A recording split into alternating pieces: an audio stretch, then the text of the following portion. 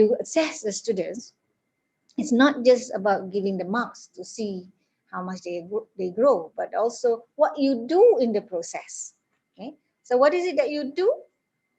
Most oftenly in assessment for learning, what the teachers do when the students or your students are engaged in the assessment is that you will look at the students in terms of how they progress, and you will come in giving them feedback.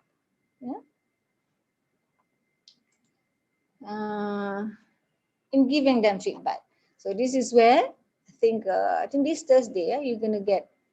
There is another workshop by Prof. Nolida on rubrics. So giving feedback is very important in assessment for learning. And sometimes a lot of us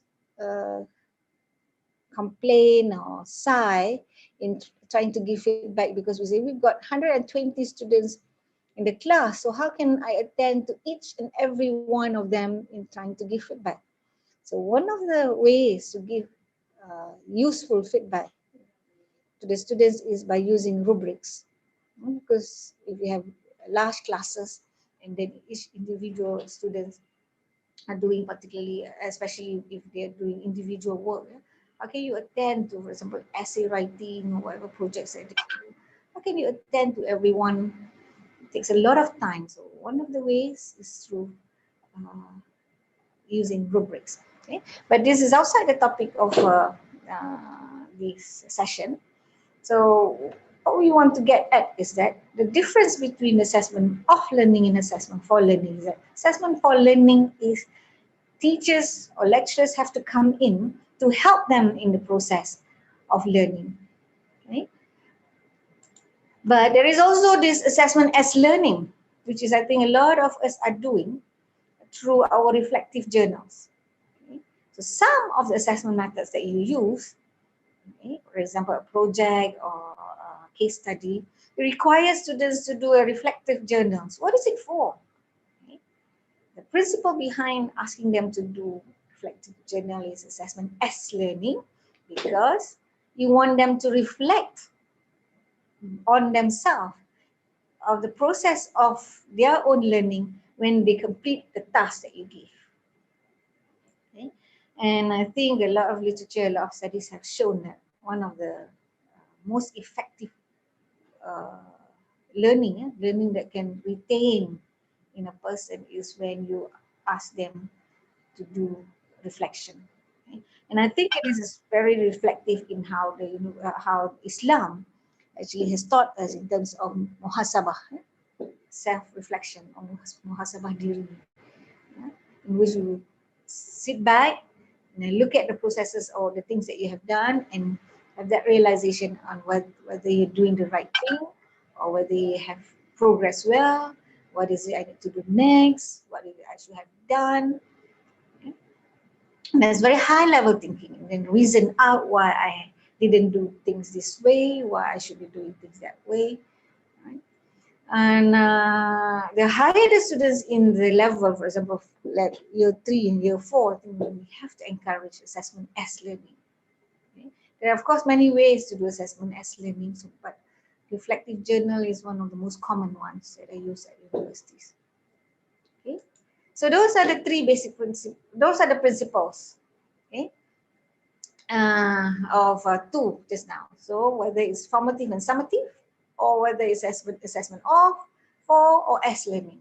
So if you look at the assessment matrix again for this course, we've got assignment, group project, class project, and the final examination. So where does final examination fall under? Assessment of, assessment for, or assessment as learning? Can I have an answer? Of learning. Assessment of learning, yes. Yeah. All they do for the final examination to get that 40% is just answer the question. And all the lecturer need is that to know, okay, who gets 40, who gets 36. Okay? And those who get 40 or nearing 40 are the ones that have achieved or they can answer the questions, and therefore that means they have learned well. Those who get less than 20 are the ones that don't learn very well. Nothing much that we can do because it's already the final week or semester is already over. Okay? So that's where we have to go back and reflect whether your 40% is what you want. Okay? Because this 40% is in the spirit of assessment of learning and only for summative. Is that what you want according to your course? And how do you know what the course wants? Go back to your learning outcomes. Your learning outcomes spell out actually. Yeah, so if you do a self-reflection on your course, yeah? So if you study the learning outcomes and understand all the learning outcomes, they actually tell you whether your final examination, which is assessment of learning and for summative purpose, is is is warranted for, whether you actually should have a final examination of 40%. Okay, all right. So final examination are tests in nature. Okay? Now, what are tests? Let's go for principles of testing. I have used these definitions for the last more than 10 years already, but I still think this is very important for all teachers and lecturers to understand because it has an implication on how you plan for your test. Okay? So final examination is a test, and that test carry 40%. So what is a test? Okay? So I have color-coded some uh, words or phrases there for in this three dated definition of a test, which I think are very important to do for us to reflect on what we do when we plan for our final examination. Okay. In 1977, Anastasi said, a test is an objective standardized measure of a sample of behavior. Okay. So it's a standardized measure because when we have a final examination, how many final examination for, let's say, a course by the name of something something 4214. Okay, so how many test papers of 4214 do you have? You have 300 students who take the course, and there are 4 sections altogether. How many final examination paper do you have? Only one, right? So that abides by this principle. So when you have a test is a standardized thing. Everybody, whether you are in section 1, section 2, section 3, okay, but you're registered to one course. So everybody will take the same test because the test should be standardized. No one person, unless he or she is absent, will take a different version of a test because everything happens on the same day, same timing is given, same test paper is given. Of a sample of behavior. This is again very important. So if they are registered to this course code 4214, okay, so this is the test paper. All 300 students will take this test paper. So these test papers have questions that reflect what is in the course of 4214. Okay? But it is only a sample of behavior. So in other words, it's just a sample of everything that is being taught in 4214. Okay?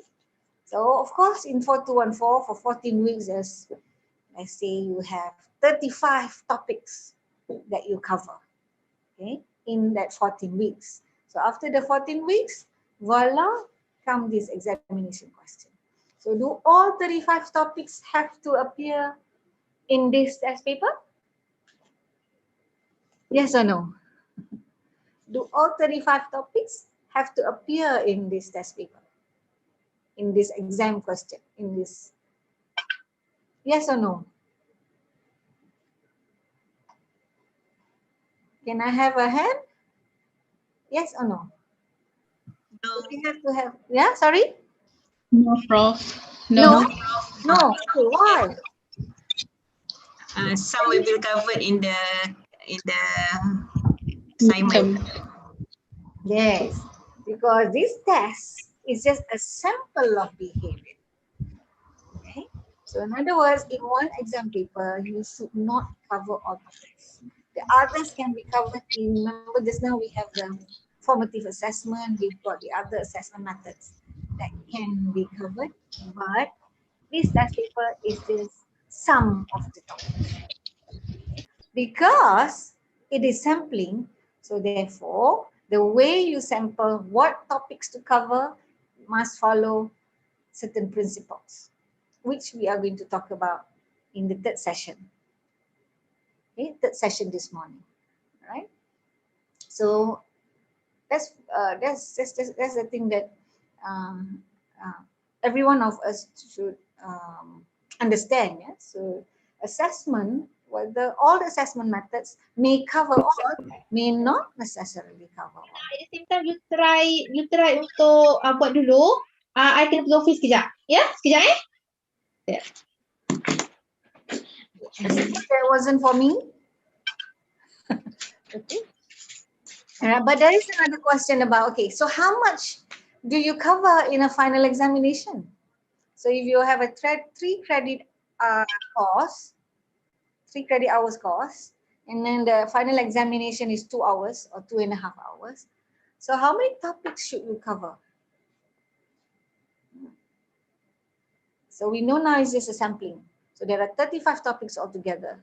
So we don't have to cover all 35 topics because the rest are going to be covered in the other assessment methods. But for this one test paper, how much should we cover? Okay. There is a principle in assessment because final examination is achievement test. At the end of the semester, you want to see how much students have achieved. In a lot of the literature on testing, yeah, and that talk about achievement tests, they say that it is safe for achievement tests to just cover 50% of what you cover for the whole duration of the semester or of the year. So in other words, you have 35 topics, but you only cover half of the topics in a final examination.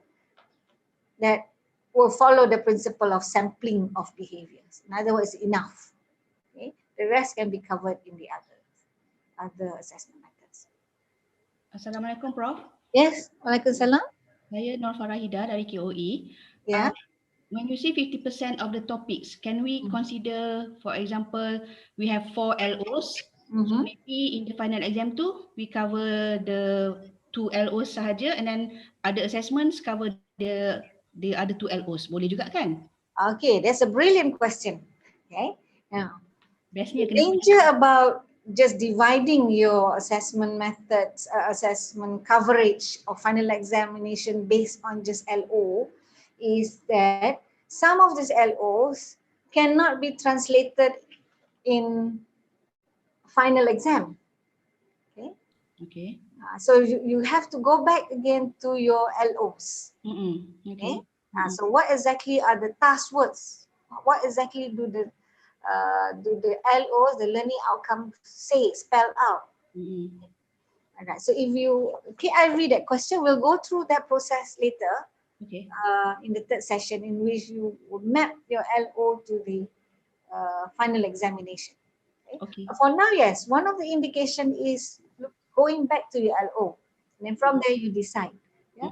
But if you just say that, okay, 50% 2 LO, go final, another 2 LO, the danger is that the LO is telling us that cannot happen in final exam, but since you say that 2 will go here, other 2 go there, then you may not be fair to the students in terms of asking them to demonstrate something.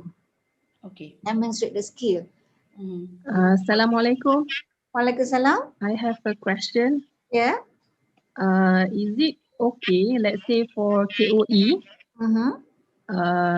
we have the policy that if we fail, if the student fail in the final, they fail the course. Is it okay that if only we carry out 50% coverage in the final exam, while they fail in only that 50%, they fail all the whole course? Okay.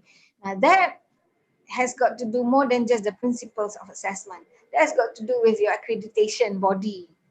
Yeah. Yeah. In certain disciplines, for example, in engineering, certain engineering courses, and many sciences, especially medical science courses, okay, they have this requirement in which if you fail the finals, then no matter what you get total, you will have to fail. Okay? What's their reasoning behind? One of the logical reasoning, and then I think it is supported by the body of accreditation, is because some of these courses, how do I say, critical in the profession, okay? In such that if they don't demonstrate that ability in the final examination, so it may affect what kind of engineer they will become later. Okay? We have an example in medical science courses, yeah.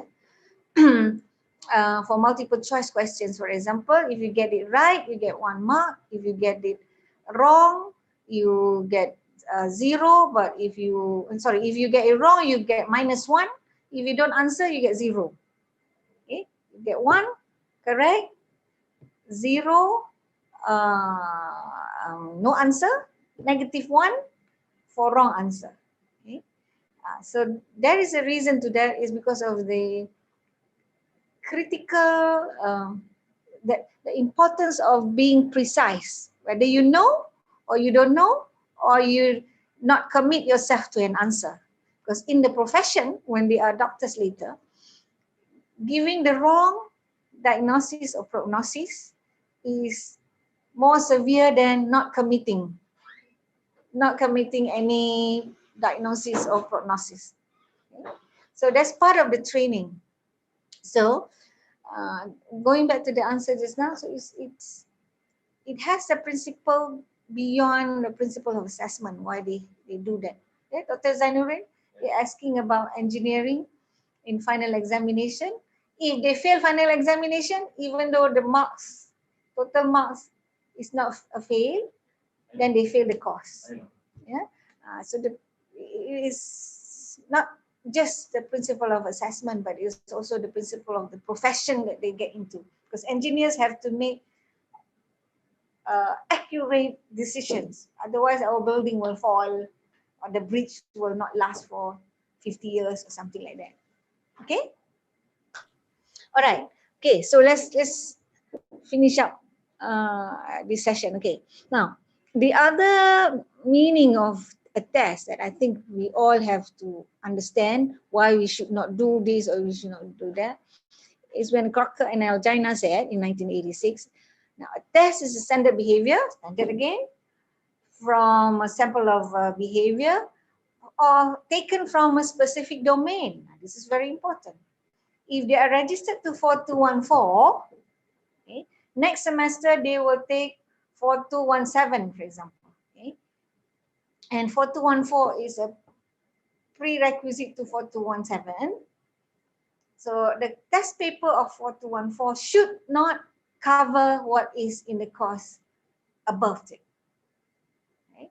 But sometimes some lecturers, some teachers like to do this. I have one question that is a very tricky question. Okay? But it is not in 4214, it's not in your course, but I just want to know who can answer. And it carries 5 marks. So can we do that? So obviously, from the definition of Crocker and Algina, you cannot do that. That violates the principle of a testing. Okay? So what is being taught is what is tested. What's not being taught or not yet taught, it is the higher level course, you should not test in a final exam.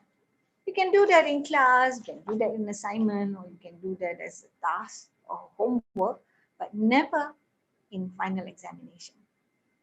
Okay, why? It goes to this is the definition number 3. Carroll in 1968 said, so test is standard behavior again from a specific domain, and we do that because one can make inference. At the end of the day, it is summative, right?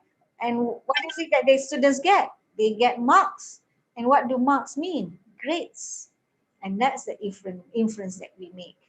What is an 85 for UG? 85 is what, Dr. Zainul? Is an A, right? But another students get an 82. What's the difference between an 85 and 82? One is an A, the other one is an A minus. But 82 and 78. Okay. The 78 is already a B. So I'm a B, you're an A, but our marks difference is 4 or 5 marks. Okay. So that making inference is a major repercussion on the students, and therefore your final examination has to be of quality. Okay. And this is an amanah. Actually doing final exam questions is a big amanah on us, because if we don't do it right, don't do it fairly, don't do it with quality, okay? Because at the end of the day, students get grades. If they don't deserve the grades that we give because we don't produce good quality examinations, and the onus is on us. Okay? All right, so therefore,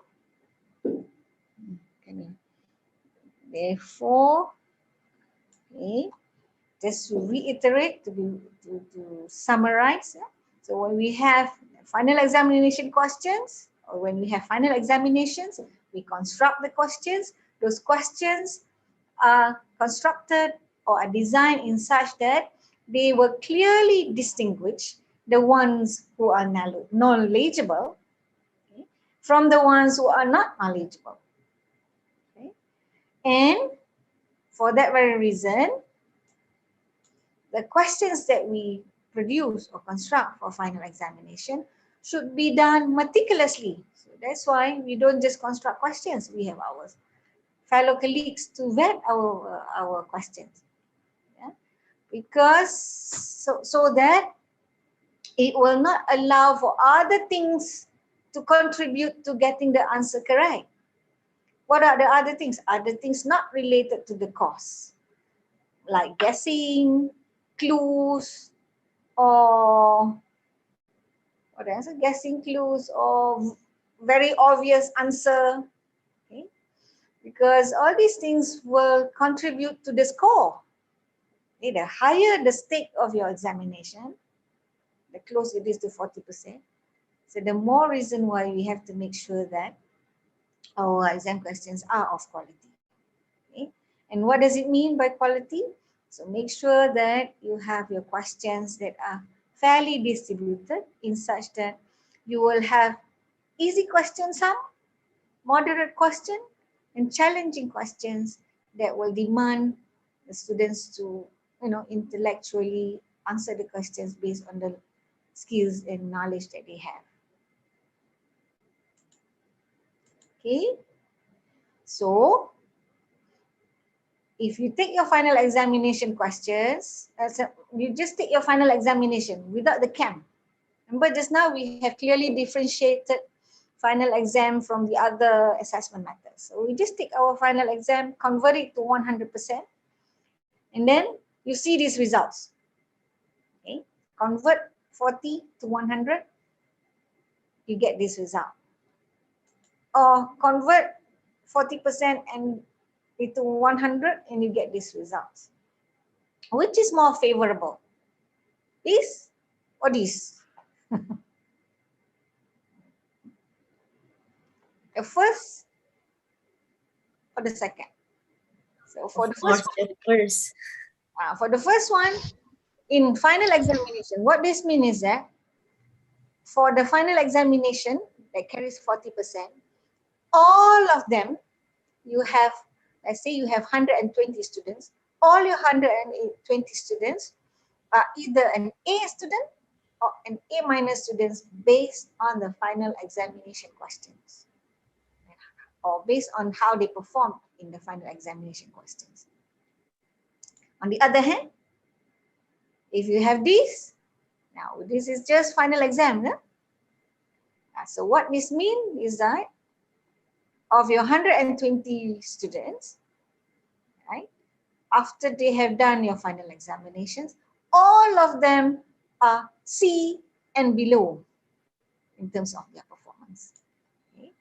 Now, which one should you be happy? The first one or the second one? Okay. Now, for the first one, I will ask you, if you're happy with this, I will ask you, so are you saying all your 120 students are of the same ability?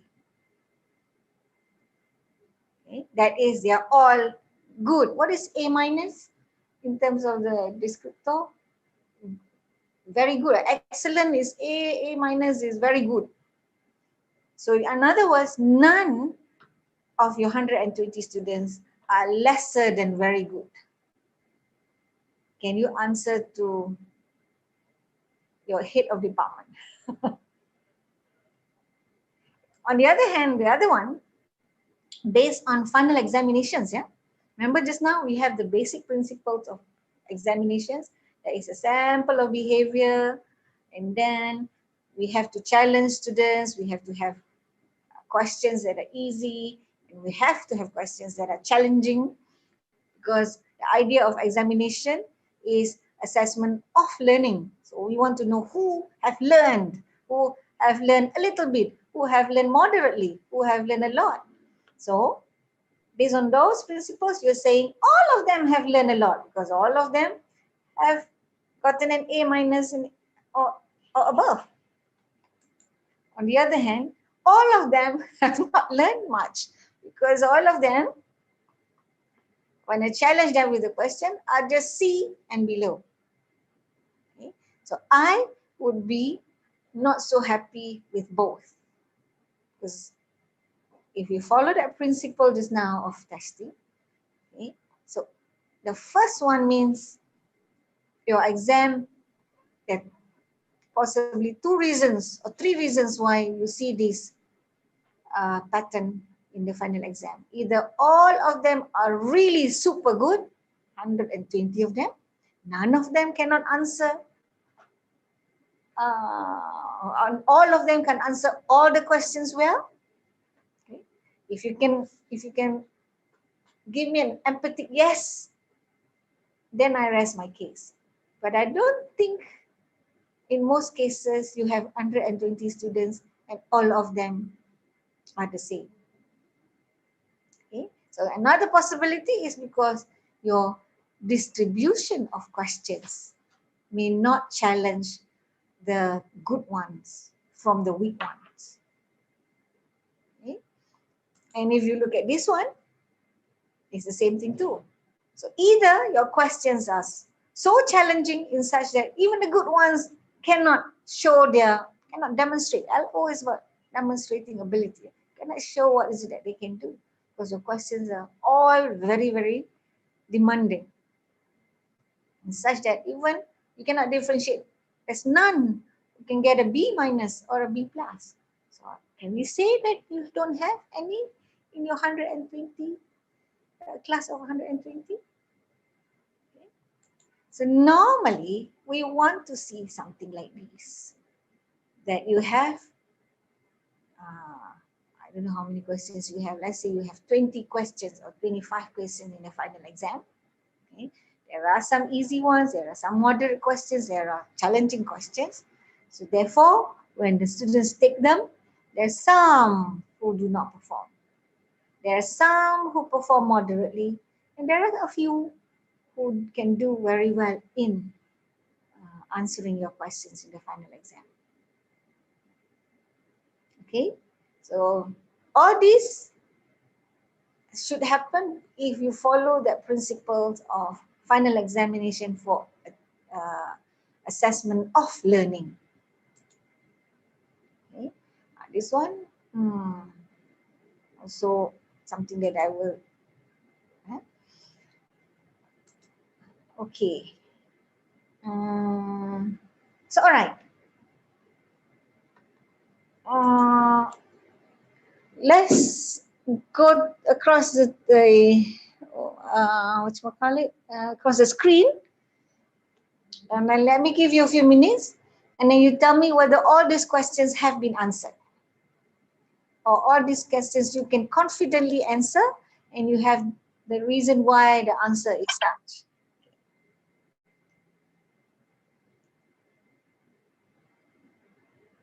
Okay, let's go across.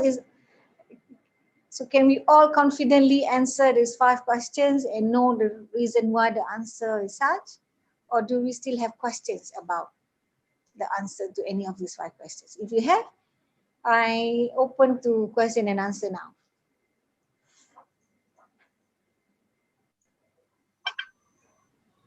The first one is no. Hmm? The first one is no. The Okay. answer is no. Exam and final assessment are not the same. Okay. Yes. Okay. So why is it no? Because in my case lah, I have lab and course.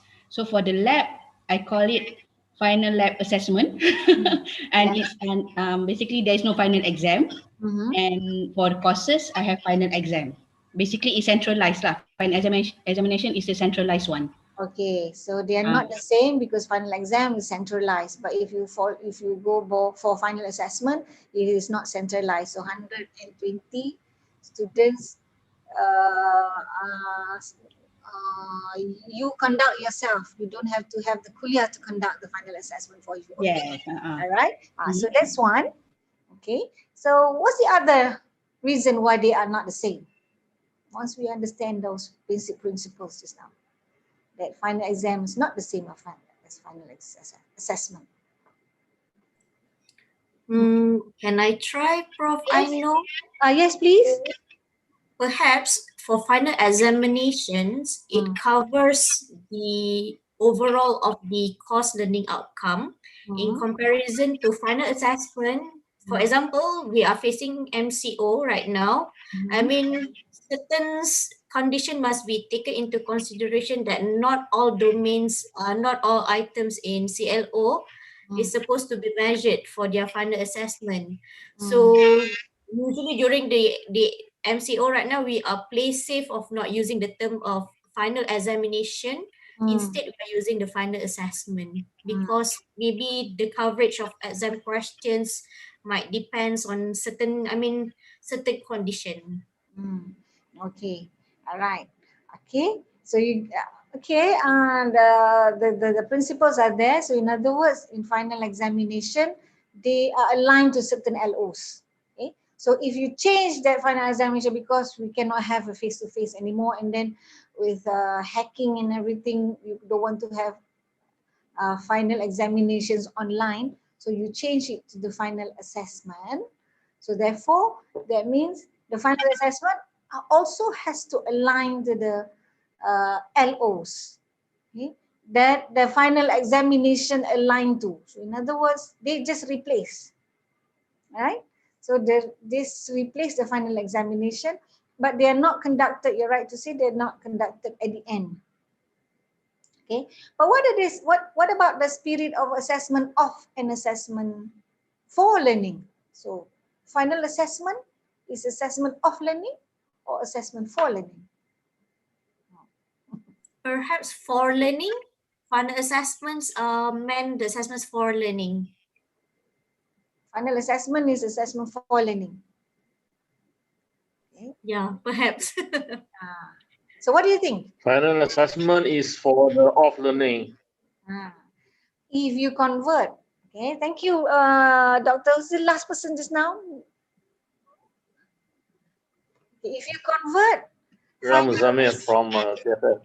okay, Brother Zamir from CFS. Yes, if you convert final examination to final assessment, okay, now, so you cannot convert the spirit, okay, because the spirit of final examination is assessment of learning, right? And final, if it is the other assessment methods like a project paper or group work or whatever, those are assessment for learning. Yeah? But if it is a conversion, then you have to keep the spirit of assessment because final examination is in the paradigm of assessment of learning. So your final assessment method, whatever you change, the final examination into 20% this and 20% that, they also have to be in the spirit of assessment of learning. Okay? Because we want to keep, because it's the same course outline. Okay? And final examination in assessment of learning, assessment of learning of individual, right? The students are able to define The students are able to demonstrate the ability in blah blah blah. Okay, the student is individual student. So final assessment, to be fair, yeah, to be consistent, it has to be also individual assessment, right? Because you convert, unless you design a new course altogether and it is a final assessment. But in the conversion, and I would like the head of departments to also make sure you vet the conversion, is that you don't forego the spirit, because final examination is assessment of learning and this demonstration of individual ability. Then what else is now? Students only get grades, get marks. 40% what they get is marks. Okay? So there is no now face-to-face. You have to convert that 40 final to a final assessment. So follow the same spirit. Give whatever assessment method, but it should be individual, should align to the appropriate LO, and all they need, all the students get is just marks. Okay? So otherwise, if you change it, then this course, the semester's course and 2019 or 2018's course of the same course code is not the same anymore. Okay? Could be yours is tougher, last time was easier, or yours is easier last time. 2018, 2019 is tougher. Okay? All right? Okay. Any issue with number 1? Assalamualaikum, Prof. Yes, Waalaikumsalam. I'm Dr. Duriana from ICO. Yeah. Last semester I conducted a final assessment to my students, but I conducted final assessment to my students, fourth year students, first semester. But I followed everything according to final examination method, except the terms used is final assessment. Is it okay? You followed all the, the method, the AOL method, individual assessment and everything? Yes. That should be it. Because you converted that exam to assessment, right? And it is a final assessment. Yes. So in exam is individual. So final assessment is individual. Okay. It's task based now. It's no longer answer questions. Maybe there are some answering questions, but all they need to do to get is the marks from the final assessment. Okay. So if you give them feedback, and then they can improve on the work of the final assessment, and then you give another feedback and improve, then it will not be in the same spirit of final examination. Because in final examination, no feedback, no chance to better themselves, no chance to copy, no chance to work together with other people in final exam, right? So final assessment that is converted from final examination should also not allow for students to demonstrate their ability with others. Because that one is already catered for in the camp. 60% is that spirit already. Okay? All right, so let's go to 2. You can probably ask more questions later, but let's go to 2. Do we have to have final examination for all courses? Say you design a new course or you want to review an existing course, but you think that, oh, okay, maybe I want to do away with exam, final exam. Can you do that? Can some courses not have final exam? Yeah. Yes. Not it for all. Yes, you can, provided you justify. There's some courses that are very skill-based. Okay? Skill-based, that means they have to demonstrate ability to do something with what they learn, with what they know. Okay? Because final exam is an assessment of learning, and it is standardized. Standardized means same time, same question, same day, and time given. But in some courses, how can you get students to do in 3 hours? A lot of things they have to demonstrate in 3 hours. A lot of things they have to tasks, demanding tasks you have to do same day. Everybody come on the same day. Everybody take the same thing. So some courses are very practical in nature. So for those courses, you should not have final exam. Okay, okay, 3. So I think we all now should know the difference between CAM and final examination. Okay. What's the main difference between CAM and final exam? Formative and summative. Yes. Even though some CAMs are given marks, or most CAMs are given marks, so therefore summative, but the spirit is more formative. Students should get more than just marks. Before they get the marks, they will get opportunity to have consultation. They can work with others. They can have input from other lecturers. They can Google. They can whatever. So therefore, but week 10, if your CAM tasks are done, they will have improved the work tremendously in the 10 weeks. Okay? So if earlier on they do a very scanty job, but they get feedback, then they Google, and then they have consultation, and they work it better. So in other words, CAM, out of 60, we normally get students, if you look at marks, out of 60, most students get between 40 to 60, right? Because it's assessment for learning. They do it to learn. And they get feedback. They can learn from each other. They can get help because it's group work. Even though when I come in first day, I'm not sure what to do, but as I join the group, they taught me this, I have to do that, and then I improve myself. I go see the lecturer, I go consultation, I ask Google how to improve, or I check out with Google. So on week 10, when I submit my project with my group, okay, from day 1, I was so blur, wasn't sure what to do, but in the spirit of assessment for learning, I can get, for example, out of 30, my project, I can get 28 or 27. No way I thought that I could get 28 on the first day. Okay? So CAM is normal to get very inflated marks, especially if the lecturer practices assessment for learning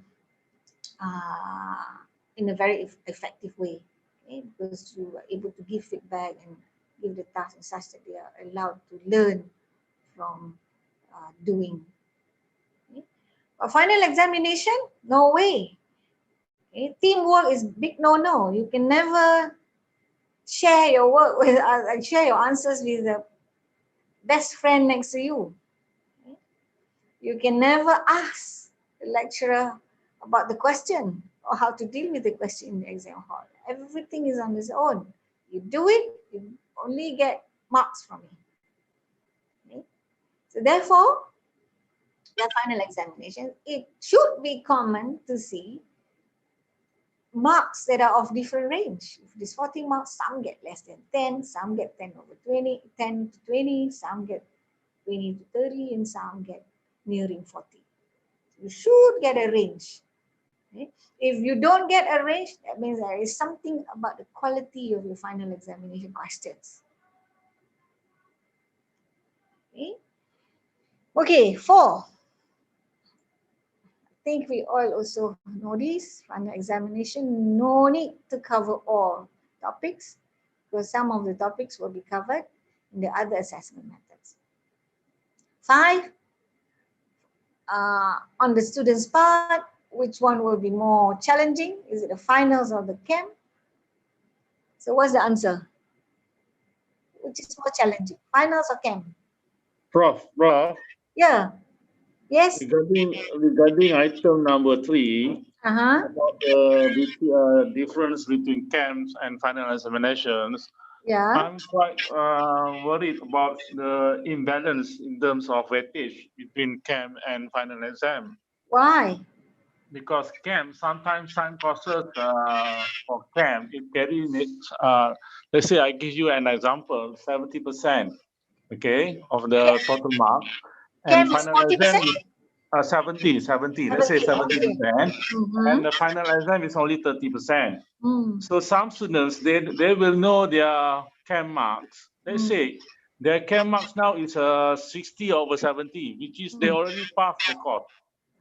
Then some students, these students, they take for granted for their final exam, and then they just get a few marks just to make them pass without passing the final exam.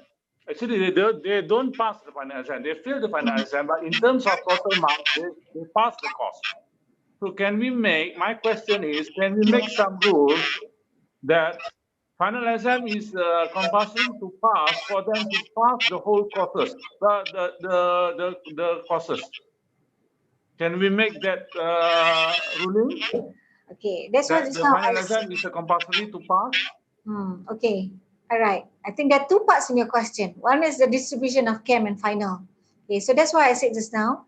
So the higher the stake of the final examination, the more reason why you have to be very careful about discriminating the students. Now, discriminating is a negative word, but actually final examination should discriminate those who are really good from those who are just medium, moderate to those who are not so good, right? So if you have a 70-30, so 30 marks can mean, yes, out of 70, 30 marks can mean a B plus, B minus, A minus, or even an A, right?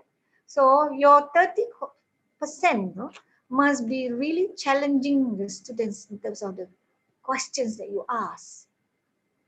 So that if they already get 70, 60 something, okay, so you should be able to differentiate students who are B from B minus to A, sorry, B minus to B, B to B plus to A minus from the questions in your 30%. Okay? So your distribution of the questions, the way you ask and what you ask should really discriminate the students. Otherwise, if everybody can answer all the questions pretty well, then what we are saying is they all are the same. Your next question is that whether we can, what is it again? Whether we can make it compulsory to pass final exam. Now that one, we've got to go by the accreditation body. Our normal or all the programs are accredited by MQA, and in MQA it doesn't say. Okay? In MQA is about cumulative marks or results. Students' performance are based on 100%. And this 100% is break down into the assessment of and assessment for learning assessment methods. And should be a combination of all those. Some may not have assessment of, some have weightage of assessment of learning very low, some have high, the percentage is between up to 50%, blah, blah, blah. But it doesn't say that we can make it compulsory to pass the final exam. Okay? Except for the other accreditation body. For example, the Washington Accord and some courses in economics have that ruling, because that course is a very critical course to be in the profession. Okay, so did I answer your question, sir? Thank you, thank you. Yeah. Yeah, you already answered my questions. Yeah. Okay. So you got to go back to your to whether that course can be changed to your accreditation body. But otherwise, overall for MQA, it doesn't state. So you have to convince the MQA that you want to have that ruling. Okay. All right. So I think we have answered all the questions. So let me go for one more round. If there are any other questions, or comments? Or certain things that are still not so clear as to why the answers are such for these 5 questions?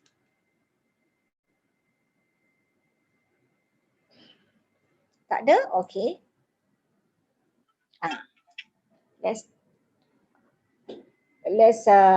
before we have a cup of tea or cup of coffee, let me give you some wake up teasers. It's 10:15. Okay, how many of you are here? Oh my God, 117 of you are here, or 115 of you are here. What has hands but can't clap? Anybody? Saya Google. A clock. Play. No BOG. Going one, going twice, going, gone. What has hands but can't clap? A clock. Yes. Ada dekat chat juga tu, Prof. Dah ada Ada orang. ke? Okay, tak apa. Tak apa. So who got the answer?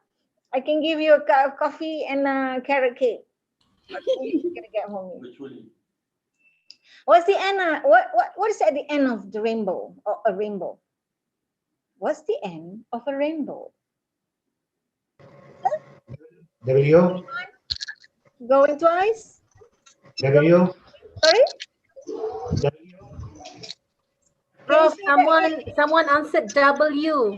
W, yes, bravo. So you get a piece of carrot cake from me. Number 3, how many months have 12 days? 12. All the months. All months have 12 days because 12 is the 12th day of the month. Okay, good. I think that's the end of the first session. Okay, let's take, before we go to the next session, let's just take 2 minutes break.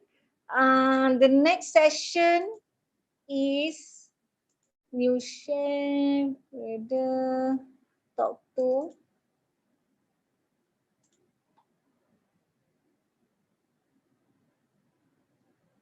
Okay, this one, I think maybe Dr. Mira will. Okay, I will do on HOTS and LOTS and item format. So let's take 2 minutes break. What I want you to do is that FAQ questions. What do you want to know about HOTS and LOTS and item format? Okay, let's take 2 minutes. I just need to freshen up a little bit and get myself my coffee, and then I'll come back and then I'll read in the chat what are your questions that you want to be answered for the second session. Okay. Okay, so let's take 2. Okay, thank you, Prof. You're welcome.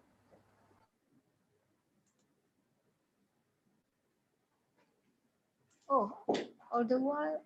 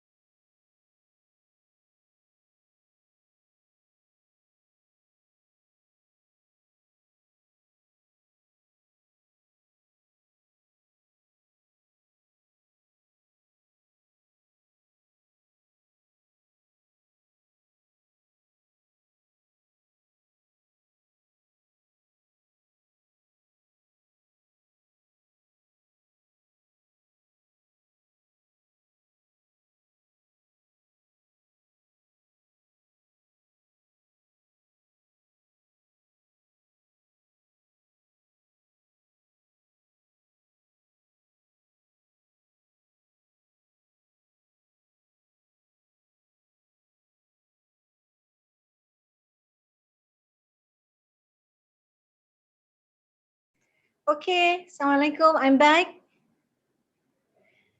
All right. Alright, so we'll go to the second session. We'll talk about, now that we understand that final examination is assessment of learning, even though we do not, and therefore the principle behind it is that we want to differentiate those who have learned, because it's assessment of learning. So we want to know who are the students, or how much have the students achieved. An assessment of learning is how much the students have learned, how much is it that they have achieved at the end of, so it's either at the end of the semester for final examination, or at the end of the midterm, or at the end of the year, right? So therefore, because it is achievement based, so we want to make sure that we will differentiate students, we will discriminate students, or we will know who are the ones who are really good, who have achieved the learning that have taken place, and who are the ones who have achieved just midway, and those who are really weak.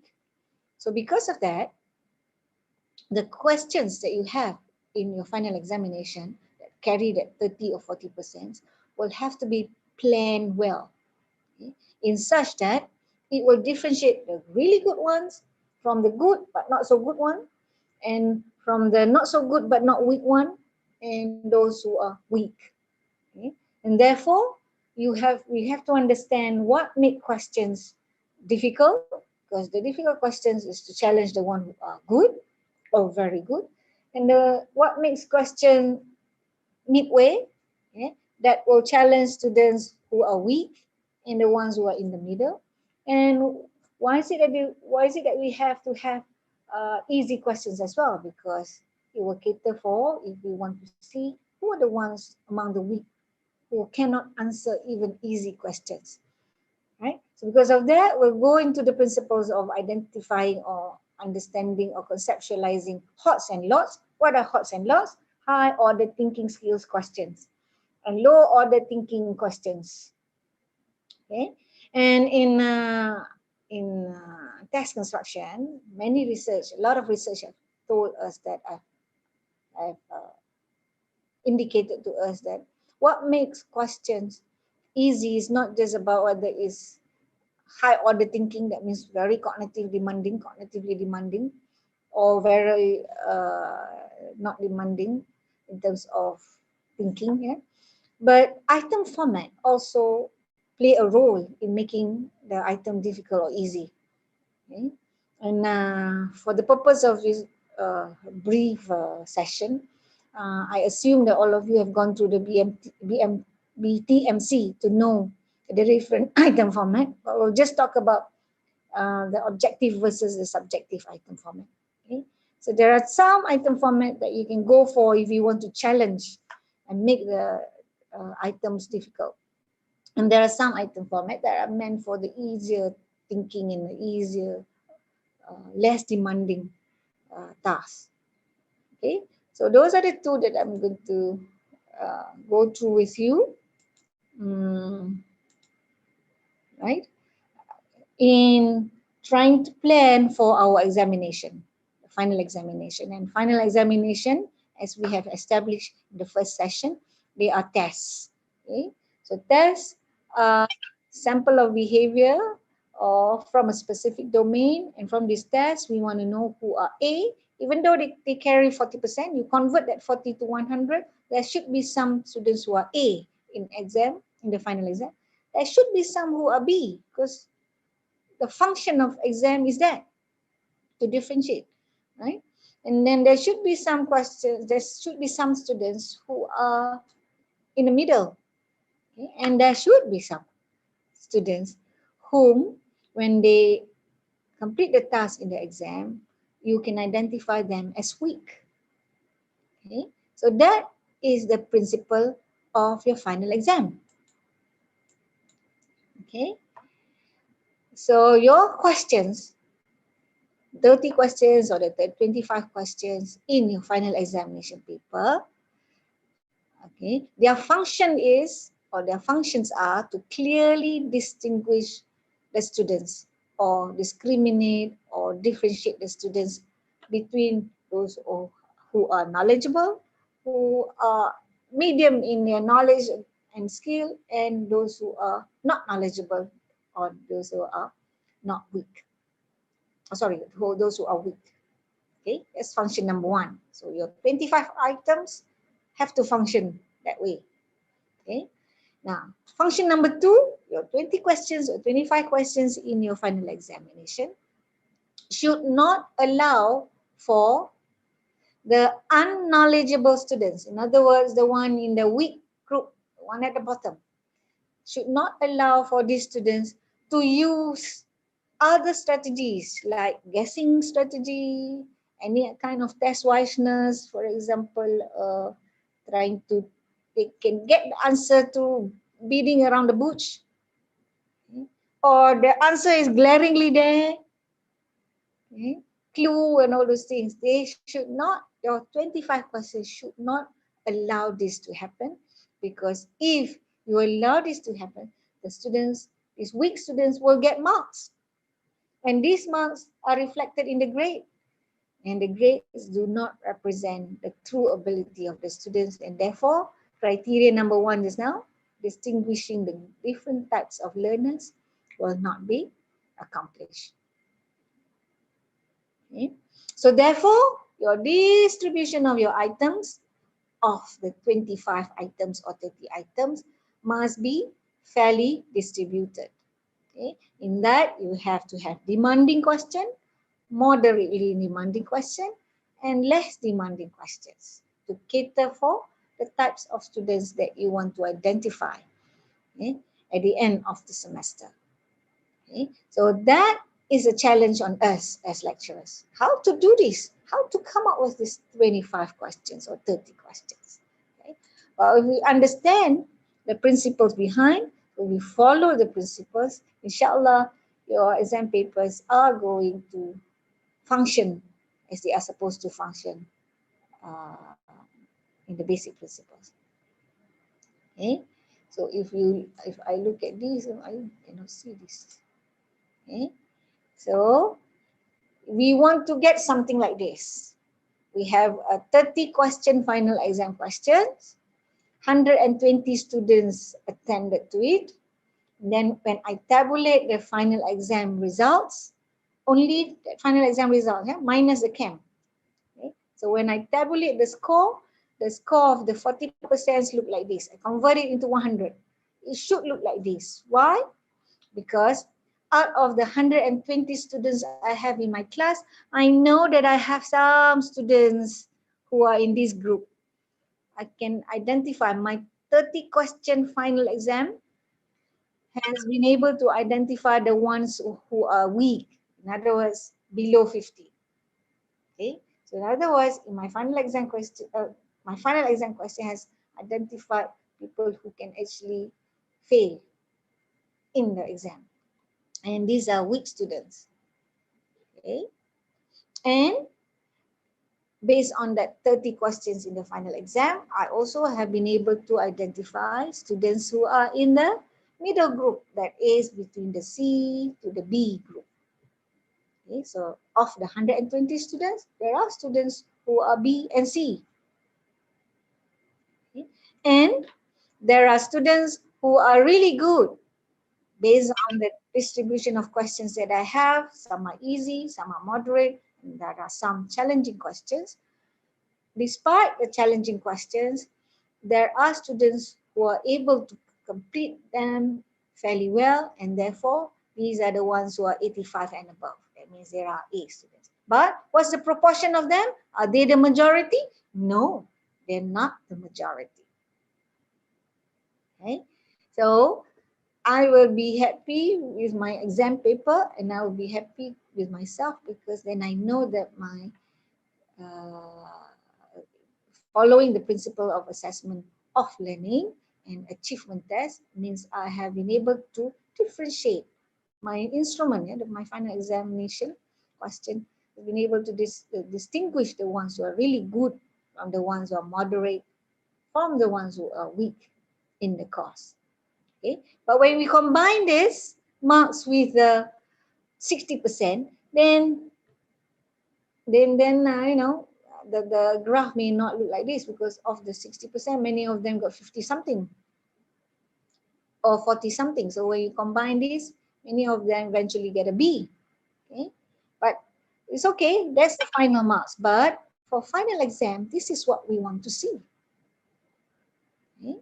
Following the principles of tests, principles of assessment, when you apply or when you come up with an instrument that is called a test. Okay? So because of that,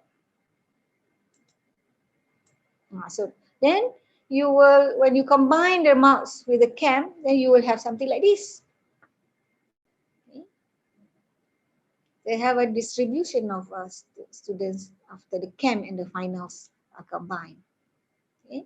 So in order to do that, in order to have quality questions for your 40% final exam, we have to be able to plan well. Okay? And you've got to know the answers to at least these 5 questions.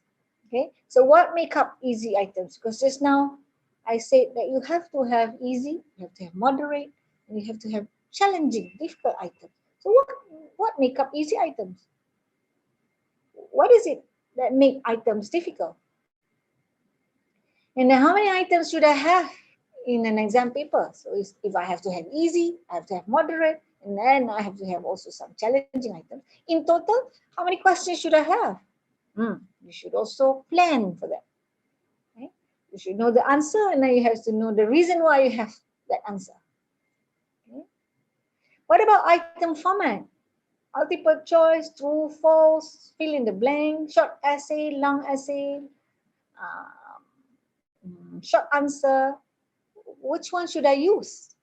And which one should I use for easy items? Which one should I use for difficult items? You also need to plan, and you also need to know why you choose the item format. Okay?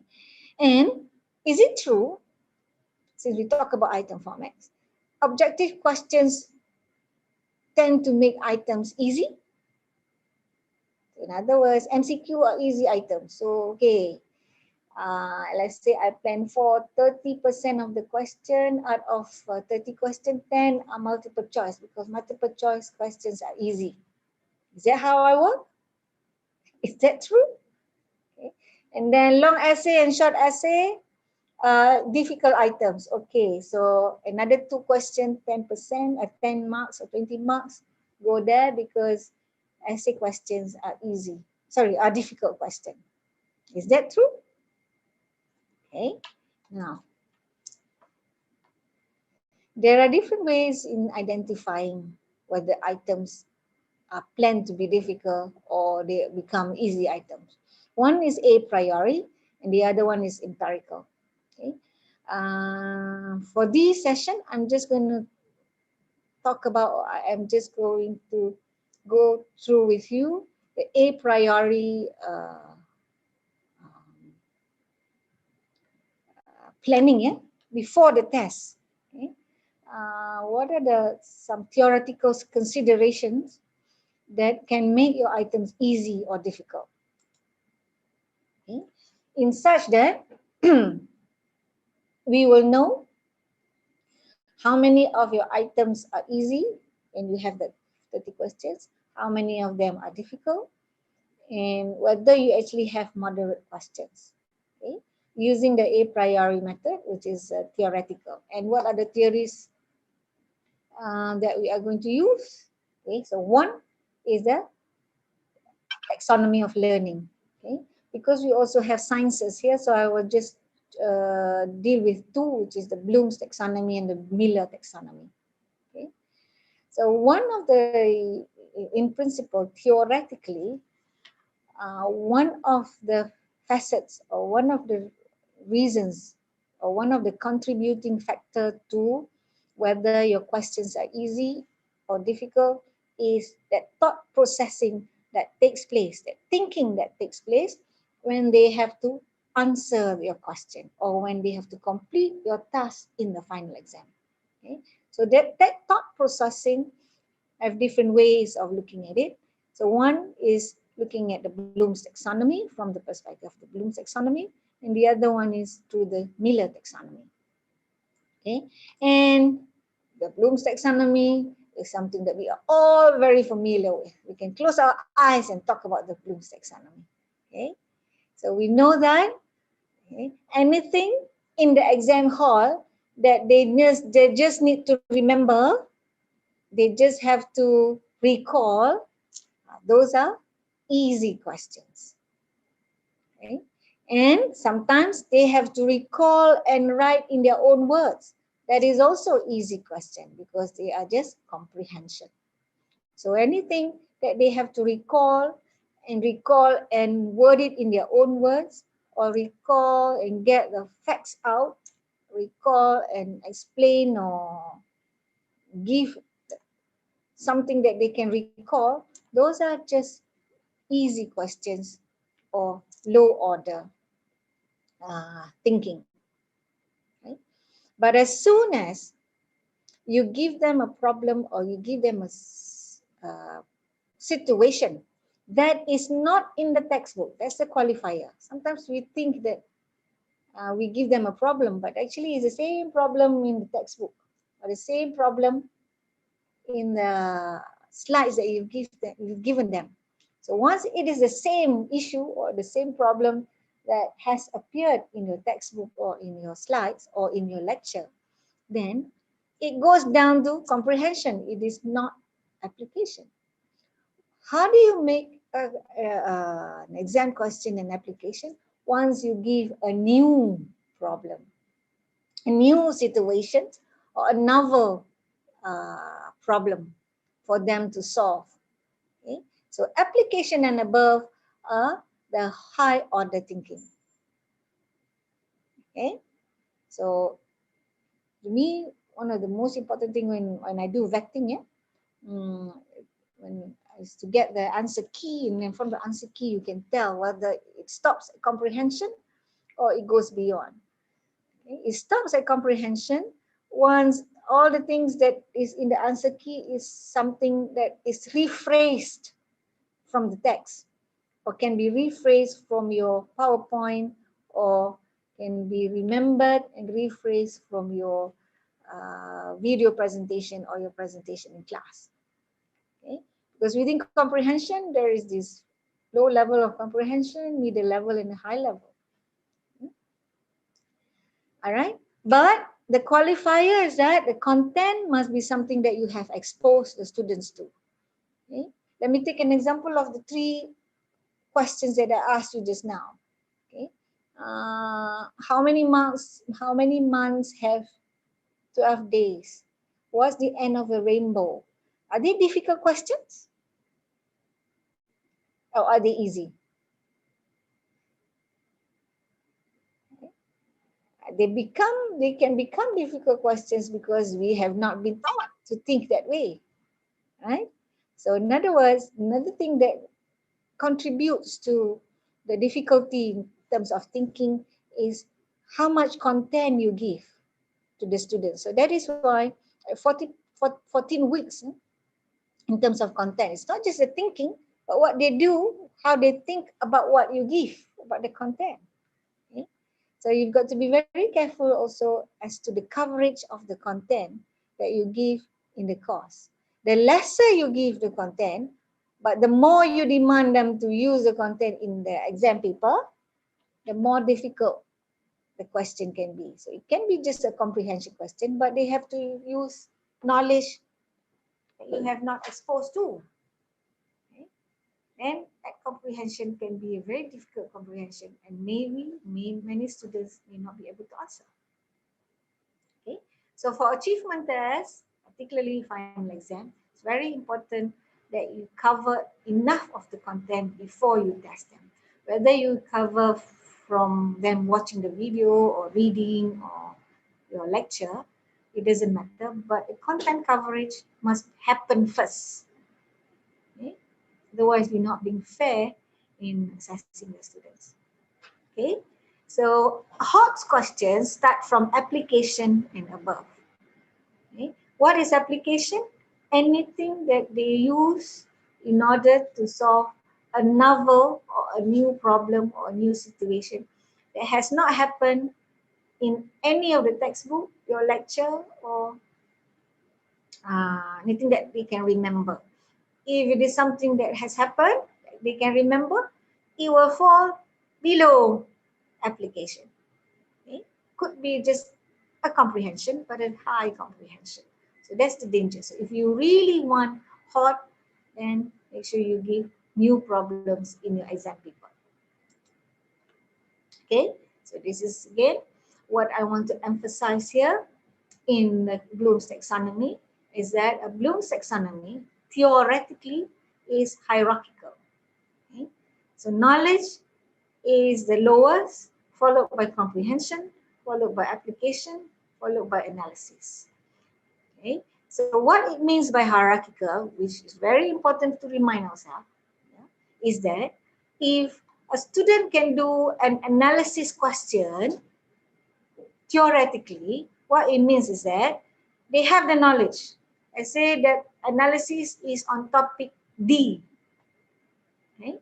So they have to do an analysis based on topic D. So if they can do analysis for topic D, what it means is that they have the knowledge, they know what it is, what D is, they understand it, they can explain to you what it is.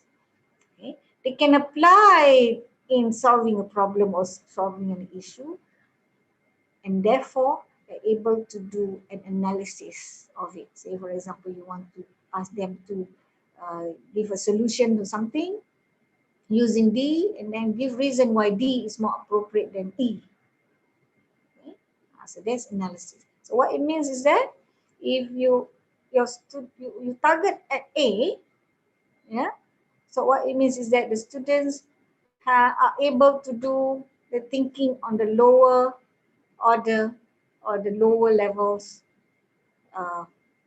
Therefore, they are able to do that level, that target level. Okay? And this is very important. Why? Because later when we do our table of specifications, yeah, if you have a certain topic and that topic you want to target at analysis, should you have another question of the same topic in the lower levels? Let me ask you. Topic D is covered in your final exam, and topic D is a question on analysis. Should I have another question for topic D for comprehension? Or maybe another question on application on topic D? Yes or no? And why?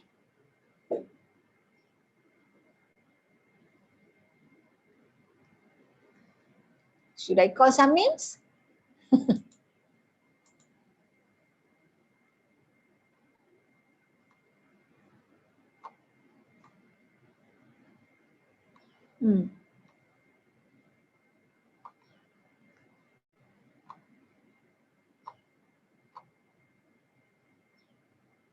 Anybody? Okay. No one? Okay. Yes, you should not. In order to save items. Remember just now, final exam, you only have 2 hours and only 10 questions or 20 questions or 30 questions that you have asked. So don't, for difficult questions, yeah, if you really target at the high level, no need to repeat the same topic at the lower level, because if you can do analysis, that means there's no point to have another question of the same topic in the lower level, because you're wasting, in other words, you're wasting question. Because in total, you only have 20 questions to ask. Okay? Because if they can do analysis, what it means is that by not asking, you really know that they should be able to do the lower level questions of the same topic. Okay, so that is principle number 1. Yes, yes. Can let's say if the question tu have sub question kan macam anak-anak tu kan, but we can start lah by how to say building up the knowledge kan. Let's say define first, same topic, so define and then analyze, boleh kan? Yes, you can. So therefore, your allocation of marks. So don't keep the marks for the lower levels of that same topic because it's just a knowledge and comprehension. For question 3A, yeah, is knowledge and comprehension, say for example, yeah. So then don't give so much weight in terms of the marks for these, because even without A, question A, if they go to straight to question C, and question C is analysis, without asking A to, actually, if they can do question C, A and B without asking, they implies that dia dah tahu. Yeah? Okay. Right? Thank you. Okay, Assalamualaikum Prof. Saya Hairina daripada Agnes ni. I Right. have one question. Let's say for analysis part, can we ask the same type of question macam calculation in MCQ? At the same time, we do ask the student to calculate back in MEQ, but with a different level of difficulty. Is that called repeating juga ke macam mana? Okay. Now, that has a different spirit. Okay. Because later when I go through these, you will see that it depends on the outcome that you want. What do you want them to demonstrate? If it is just to demonstrate they can get the answer, then it's different. Then it doesn't matter. The calculation or the process doesn't matter. But if your learning outcome says that they have to demonstrate the ability to apply the appropriate theorem or formula for blah, blah, blah, then you may want to have items that ask them to do the calculation, show the way, right? Because the outcome says that. Okay, I'll show you an example later. Yeah. Alright, thank you, Prof. Yeah, so you do. Depends on what your learning outcome says, but that's a very good question. Can you repeat same content, but one is just to get the right answer, the other one is to show how to get to the right answer. Okay, now these are outcome of two different things. One is to get the answer. Students are able to but the other one is demonstrate the ability to. So the one that your outcome say demonstrate the ability is the one that you have to get students to show the process, how to get the right answer. Okay? So that is why learning outcomes, the way we would learn outcomes is actually very important, because it ties very clearly to your assessment. Okay? If your learning outcomes are very loose, nanti section A interpret and have this kind of questions, section B the lecturer interprets in a different way and have that kind of questions. Okay? Because it will affect the way the difficulty of the task that you give. Okay. All right. So that's this one. That principle of this hierarchy is very important, because when you plan, you target at that level. It's a high level. It's a high order. So that topic, if it is already targeted at high order, you can, but you don't need to ask same topic in the low order. Okay, because the theory says they are able to do evaluation for that topic. That means all the lower levels of thinking is all taken care of. Otherwise, they won't be able to do the evaluation. Okay. After all, your question paper is just 30 items. Okay. Now, so that's using the Bloom's taxonomy. Right?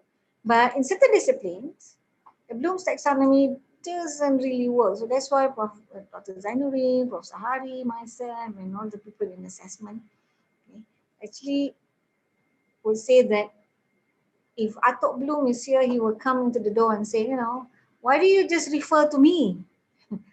In education, there are different ways how you want students to demonstrate that they have learned things. Okay? Because according to him, the cognitive, displaying cognitive ability is just one. Okay?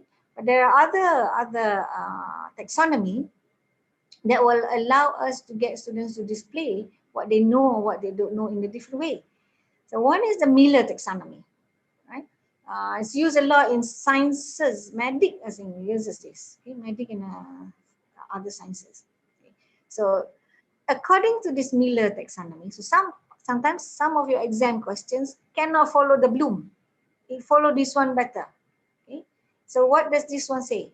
According to the Melea taxonomy, okay, again. Okay? So when you learn something, okay, when they go through your 14 weeks of learning, how is it that they should, or how can they demonstrate whether they have learned? Number one is to show you that they know what they have learned. Okay? That is just the knowledge level. But they also can show you that they know how things work in that body of knowledge. Now, that level is called competence. Okay? And it's higher than knowledge. There are some courses, yeah, that you teach them, and you don't want them to show you that they have learned by showing you that they know and they know how, but you want them to show that they know or that they have learned the knowledge and skills. So showing is another level, which is higher than these two levels of know and know how. Okay? So your assessment will have to be performance-based. Okay? And the highest level is the action. Okay? Let me show you to make it more tangible. And they differentiate the lots and hots based on these two. Okay? So know, a task that require them to show that they know and know how is the cognition. So just to know, which is lower than showing they know through their behavior. So showing them they know that they have learned the skill or the knowledge through behavior is higher than showing that they know the knowledge through just cognition, through just thinking.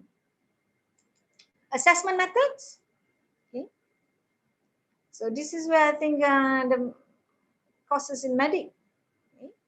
So you have factual tests like the multiple choice in medic. Yeah? The students do a lot of multiple choice tests. Okay? So those are factual, just to tell them, to demonstrate that they know bacteria, they know viruses, they know this and they know that. Okay? Know how? Assessment methods, the context-based tests, for example, oral tests and essay tests, and they do lots of these as well. Okay? But once they go higher, which is behavioral, okay, to show how and to do something, types of assessment will be the performance-based, like the OSCE. OSCE is where they have to perform. For example, they have to perform something with the corpse, perform something in the lab. So those are assessment methods for these different levels of difficulty. Okay, so in planning, so this is again another way of looking at it. Yeah? Particularly in even for us, yeah, in education, yeah? Some of the courses will not use the Bloom's taxonomy, but we follow similar to this Miller taxonomy, for example, because we prepare teachers. Okay? So for some courses, like the ones that Dr. Zainuddin and I are teaching, for example, teaching grammar, teaching reading and listening, teaching speaking, we don't give tests at all. There's no point to give them tests because they're going to be teaching students in school how to use grammar, how to write essay. So what we do is that we follow the Miller taxonomy. So we ask them to perform. Show us that you know how to teach grammar. Show us how that you know how to teach reading and listening or speaking or writing. Okay? So the assessment methods do not follow the methods that we say about objective and subjective. There are a lot of other assessment methods to demonstrate those abilities because these courses are very skill based. Okay? So they need to demonstrate. So micro teaching after micro teaching after micro teaching, and demonstration and demonstration. Okay. So again, going back to your planning for your final exam is now. Okay. So it's very important. First one just now, when you want to plan your examination questions, you have to go back to your LOs. Because your LOs, your learning outcomes, spell out which of the outcomes can be demonstrated in pen and paper, because final exam is pen and paper. Okay? And which learning outcomes, demonstration of ability and demonstration of skill, cannot be demonstrated in exam paper. Okay? So the ones that can be demonstrated fairly in exam paper, the LOs that can be demonstrated in exam paper, these are the ones you take for final examination. But sometimes, yeah, even though they can be demonstrated in paper, if you look at that, this LO, oh yeah, this LO, yes, I can give them pass to answer in paper. But some LOs, demonstration of outcome, may need time. Okay? Say for example, problem solving or doing something. Yeah? So that, but final exam is governed by the SLT, student learning time. Okay? Because your course, MQA says, if your course is a 3 credit course, you should not have a final examination that is more than 3 hours. Right, Dr. Zanjarin? Okay.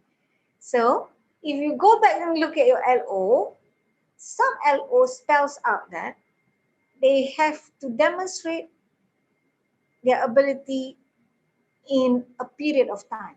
So, if that is the case, then final examination is not the answer. Okay? Otherwise, you are not being fair, because no course can have a final examination of more than 3 hours, because all our courses are 3 credit hours. Okay? Most oftenly, we only give 2.5 hours or 2 hours for a 3 credit course. Okay? So you have to be fair to the students, look at their learning outcomes that can only be demonstrating ability on paper, number one, and because it is time, it is limited time, so that demonstration also is not tied to the time that you can allocate, which is 2 hours. Okay, now let's open to question or comment. Comment? Question?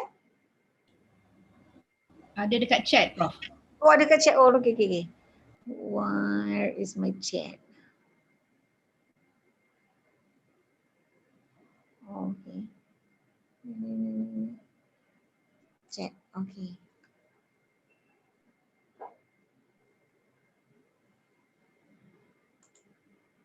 Wait. Why is it that I can't see my chat? Okay.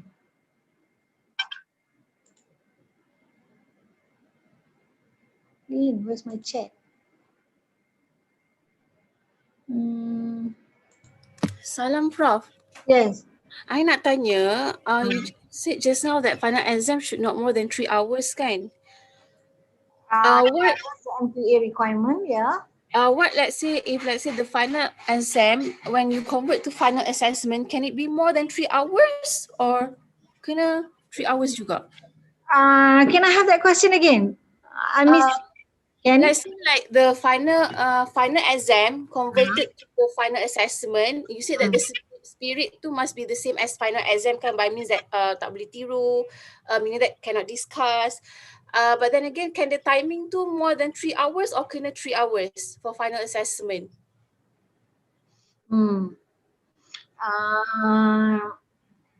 Because it goes by SLT, I suppose you can package it, because final exam is a 3 hour exam sit down, but then there is this preparation. Remember when we divide our final exam, 3 hours is the sitting down, but in preparation for the final exam, you give you got 10 hours to do revision for final exam, right? But now that final exam has become a final assessment, so you take that whole package, 10 plus 3, right?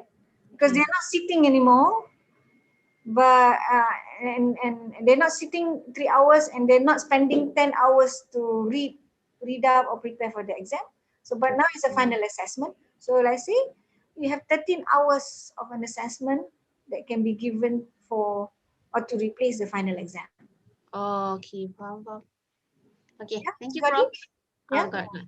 Okay. So basically kan, the difference between final assessment and final exam is because of the timing lah kan, but the characteristic when you convert from final exam to final assessment, the characteristic is the same kan? Yeah, the spirit should be the same. The LOs that they align to should be the same. Okay, understand. Uh, Okay, thank you, Prof. Now, but if you're planning for a new course, it's different. If you're talking about converting, yeah. But if you're planning for a new course, fresh course, then you have a final assessment. That one is different. You can have, you can plan in other ways lah your final assessment. Lynn, Dr. Zanurin, where's my chat? Oh, okay. Oh, I don't see here. I see there. I want to read the chat. Oh, okay. But it doesn't appear on my screen.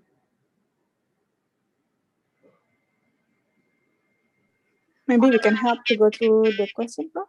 Anyone can read some, of course, some of the questions. I don't want to miss any important issues that you think that you want. Okay, so can I help, Prof? Yes, please. Dr. Mira, is that you? Yeah, yes, Prof. Okay, yeah. Okay, so let me go through from the last one that I can read here. Okay, so I'm not sure whether this question has been asked earlier. For 5 credit hour subject, is it okay? The EOS, the end of the EOS is 3 hours for 5 credit hour subject. Oh, 5 credit hour. Okay, so you've got to go back to the MQA because there is a formula of a final examination to the credit hour that you give. So I can't remember offhand what's the formula, but I very well know that for 3 credit hour, you can only have a maximum of 3 hours of sit down exam. And then you have that preparation time for the final exam. But if it is a 5 credit hour, maybe Dr. Zainuri knows. Yeah. So apologies, but we can try to find out for you later, and then in Dr. Zainurin's session, we'll try to answer. Okay. Any other question on the chat? Yes, Prof. Yeah. Okay, let me go through the next one. For the undergraduate level, what should be the level difficulty should be set? Okay. The university has a ruling or as a rule of thumb that for final examination, because that principle just now, yeah, that we have to be able to, your instrument, your final exam question paper, need to be able to differentiate the ones who are really weak from the ones who are moderate and the ones who are really good. Then they say that your distribution of items must follow the 30, 40, 30 roundabout. Okay, around that. So 30 are easy questions, 40 are moderate difficulty, and another 30% the difficult questions. Okay, so therefore you will cater for all these 3 groups. Theoretically, the easy questions should be able to answer by all students in the middle group and the ones who are good. And some weak students may be able to answer. Moderate questions should be able to be answered by some moderate difficulty students. Weak students most probably will not be able to answer. Good students, all of them should be able to answer moderate questions. 30% of difficult questions, 30% of difficult questions, theoretically, okay, the weak students should not be able to answer. Very few will be able to answer. Some moderate students can answer, some cannot answer these 30% difficult questions. And theoretically, most of the good students should be able to answer the 30% of difficult questions. Okay? So if you go by that hypothesis or theoretical foundation, then you will get a distribution of marks across the continuum of marks. Okay, so did I answer that? So how do we know? Later, when we do our planning in TOS, table of specs, is how you distribute your items. Okay, next question. Yes, Prof. Okay, there's another questions which I think quite similar to Dr. Habibah, which is about the durations. I believe Prof or Dr. Zainuddin will cover later on the details, yeah, Prof, on the proportions, how much time against the credit hours. Okay, so Dr. Noreda, I think we will. I believe these questions will be answered later. Yeah? So if I can skip that for now. Okay, the next one is on the percentage, Prof. It's also from Dr. Noreda. Is there any rules on the percentage of HOTS and lots for final exam? Is it similar to? I believe you have also answered just now, right, Prof? Yeah, the rules on. Yeah, 30, 40, 30. Yes. 30, 40. Okay, right. Okay, on there's another questions on HOTS and lots. Which Bloom's taxonomy should fall in these two categories? From Dr. Hairina. Okay, which should fall under the HOTS and lots? Yes, Prof. Okay, anything will lot comprehension. The highest you can go is comprehension for low order, but anything above comprehension are considered as the high order. In fact, some application questions also not really high order. So low order are knowledge and comprehension, and the high order application and above. So application, analysis, evaluation, synthesis, or creation are all high order. Okay. Okay. Any other question? Any more? Okay, Prof. Let me go through. I believe there's another question just now. For final exam, difficulty level based on is the difficulty level based on cognitive level? From Dr. Dennis. Yeah. Yes. So like I said just now, when planning for a final exam, so we go with the a priori, we go by the theory, what the theory says, how your items can be difficult or how your items can be easy. So we go by the theory of thinking. So we subscribe to the Bloom's taxonomy. Yeah? So that is where we say that if your questions are knowledge and comprehension, so these are the low order, so they are easy. If they are application and above, so they are difficult questions and they are the high order. Okay? And how do we plan that? So we will plan that in your table of specs. Okay? But what are other contributing factors to making the item difficult other than the level of thinking? Yeah? There are other facets, but I think it's beyond this session to talk. But item format can contribute to making items easy or difficult. So some item format, say for example, item format true false. Yeah, true false can be easy because it's 50-50. Okay, can get it right 50% or another 50% of chances of getting the answer wrong. But if you want to make it more challenging, it can be true false with justification. Okay. So if you choose is true, you get, and then if you get the answer correct, you only get 1 mark. But the other 3 marks for that question comes from your justification. Why is it true? So justify why it's true. Or if the answer is wrong, false, and then you answer false, F, you only get 1 mark. What you need to do next is to give the justification to the answer that it is false. So, there are ways to, or there are different methods that can make your items also difficult, not just the thinking, but item format also contribute. Prof, Yeah.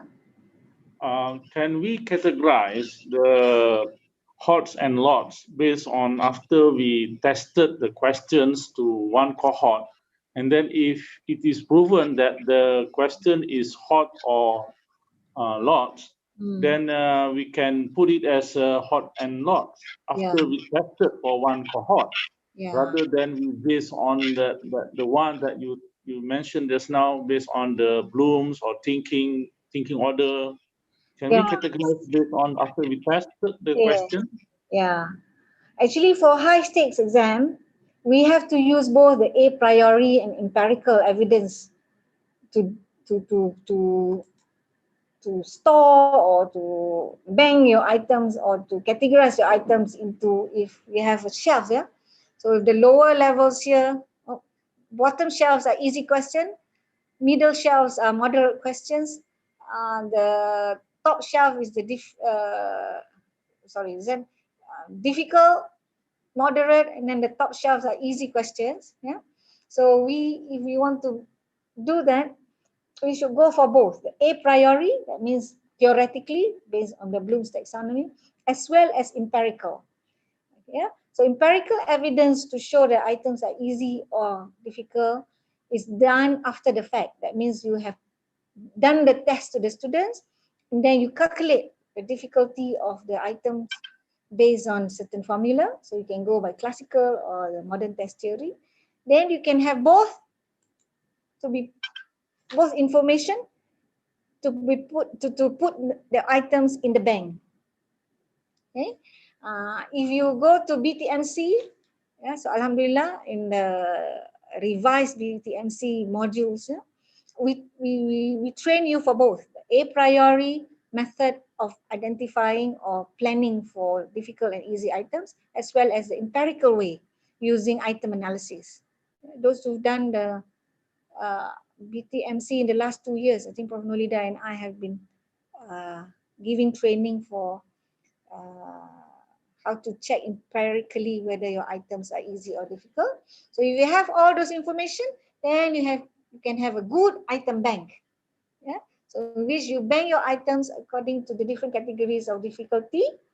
Then when you said just now, sir, that you want to use it again, then you can use it again based on the information that you have. Okay.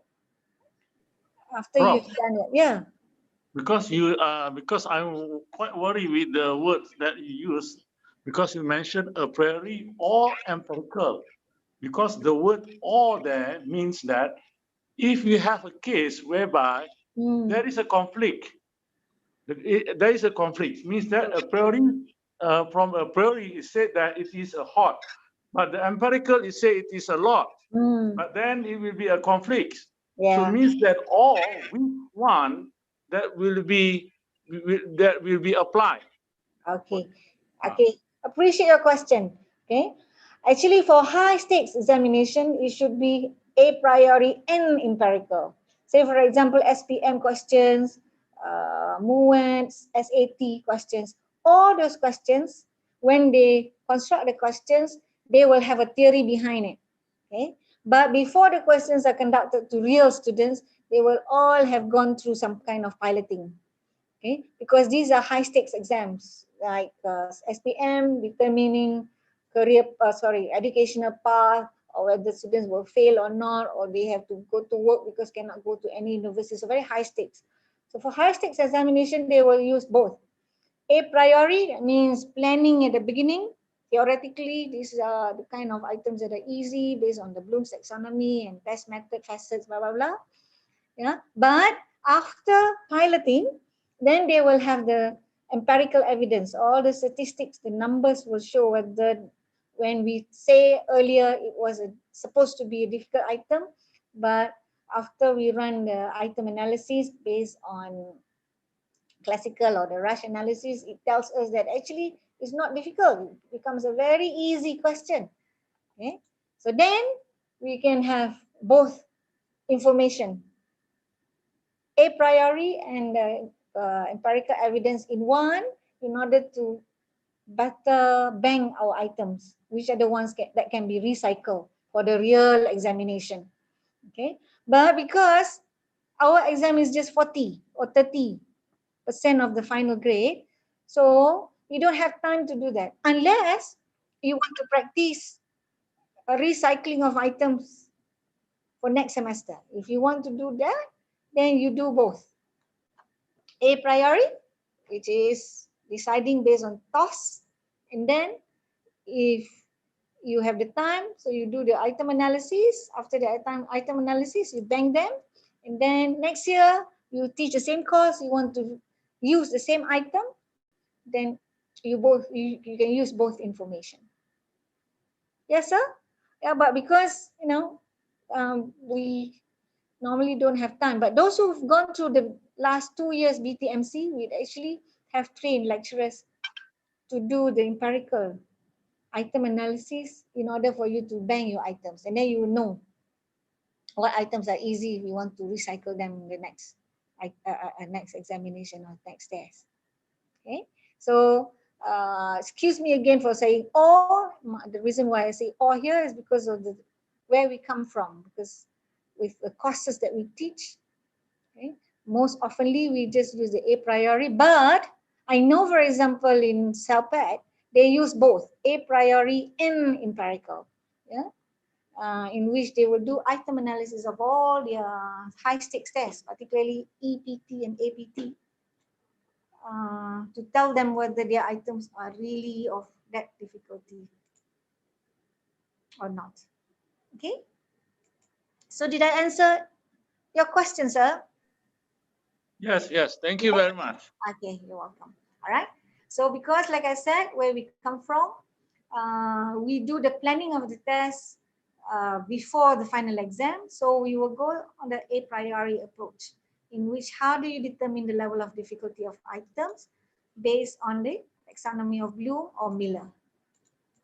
Okay, and we have established that you have to have low order and a distribution of high order. And if you go by the Bloom taxonomy, anything lower than comprehension is low order. Anything above it are the high order questions. Okay, but some courses are very skill based, so therefore the Bloom's taxonomy is not favorable. You go with the Miller taxonomy, for example.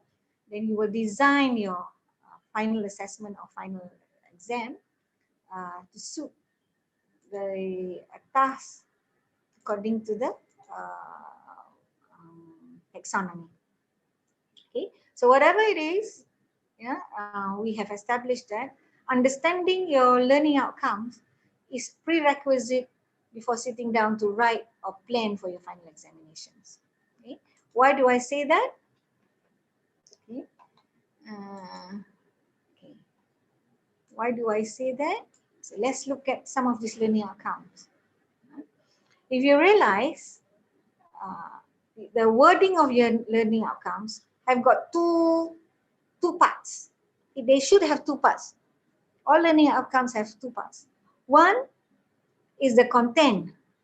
The other one, the second part, is what you want them to do with the content. So for these,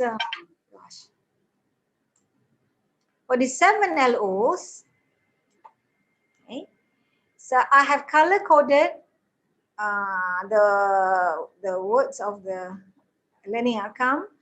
One with underline, the other one is coded in red.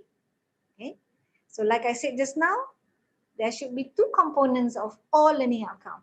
One is the content, the other one is what you want them to do with the content.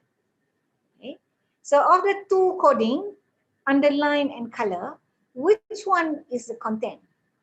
The color or the one underlined? The color. Yes. Okay. So the color is the content. So if you revisit your learning outcome, it should spell out what's the content taught in the course. For example, one, basic concept of testing. That's the content. There is chapter 1, chapter 2, chapter 3. There are a long list of all the concepts. For example, reliability, so there are many concepts there. Okay. So what is it that you want to do? You want them to demonstrate that they have learned this basic concept. So the outcome is just to explain. Okay. So the one underlined are called the task words. How you want them to demonstrate that they have learned the content. Okay. I take these 7 from all the different kuliahs that have done training on assessment and learning outcome. And what's the other one? Constructive alignment. Okay, so these are real LOs that I pick up from different courses, from different kuliahs, right? So from wherever you are, whichever kuliah, discipline or course you come from, your wording of learning outcomes is very important. Must spell out the body of knowledge and must spell out what you want them to do with that body of knowledge. Then, if this is set, then it's easier to plan for your assessment. Because from here, I say the 7 come from one course. Okay. Now tell me, let's decide which ones can be taken out as final exam, which one should stay in camp. Okay. So you can already tell which ones can stay or can be in final exam, the rest will stay in camp. Right? So let's just spend 2 minutes. So which one do you think can be taken out as final exam? 1, 2, 3, 4, 5, 6, 7.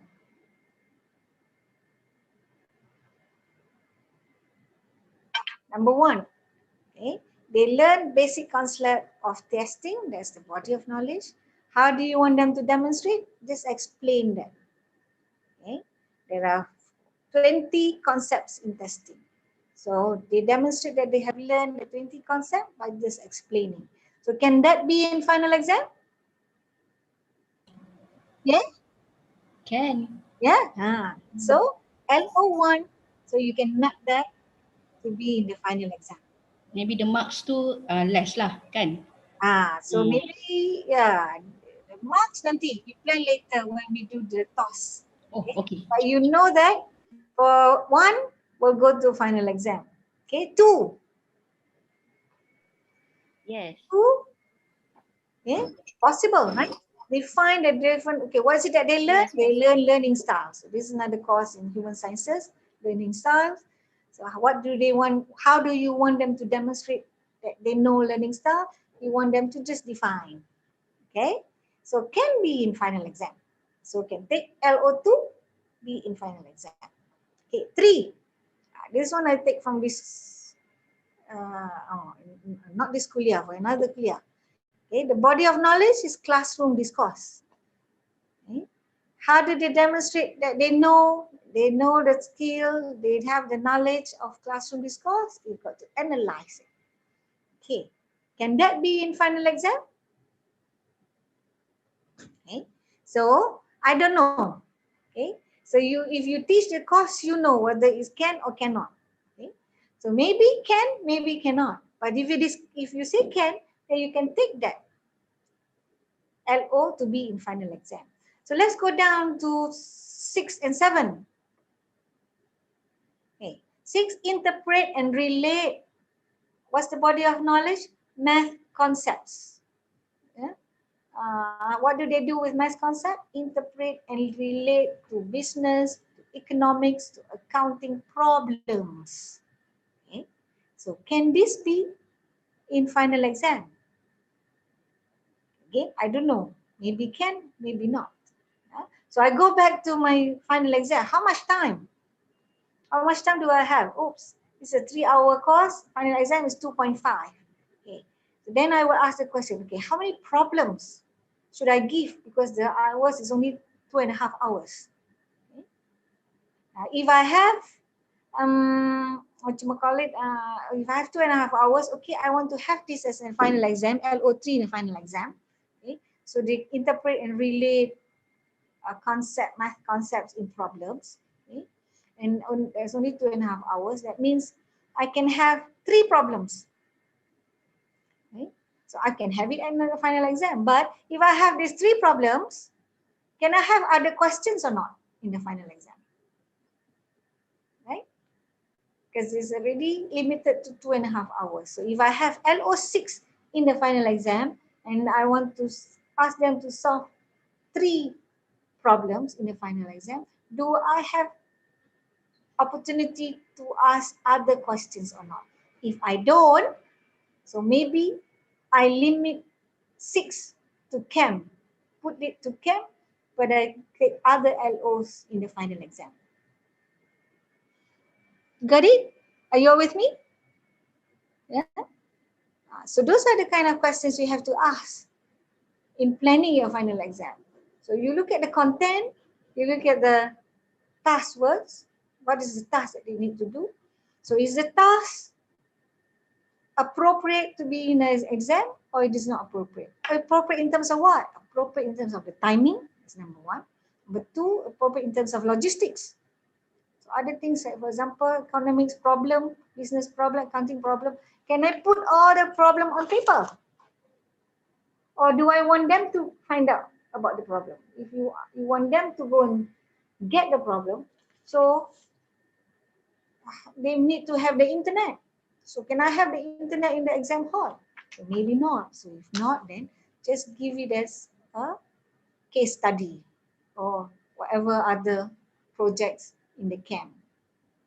Okay, so leave out that LO because of the logistics and all the viability issue. Put that in the camp, but get the other LOs to be in the final exam. Okay. All right, now question. Comment? Prof. Yes. I'm Azira from Kuliah Life Sciences. I have a Yes. question. Okay, let's say I have a few learning outcome, and the only learning outcome that plotting to the final examination or final assessment is just one learning outcome, which is to define something lah. Okay, to define some concept or whatsoever. Okay, so define it just under lots kan, lower order thinking skill. Okay, so is it possible for me to still construct different level of creation that cater that lower order thinkings?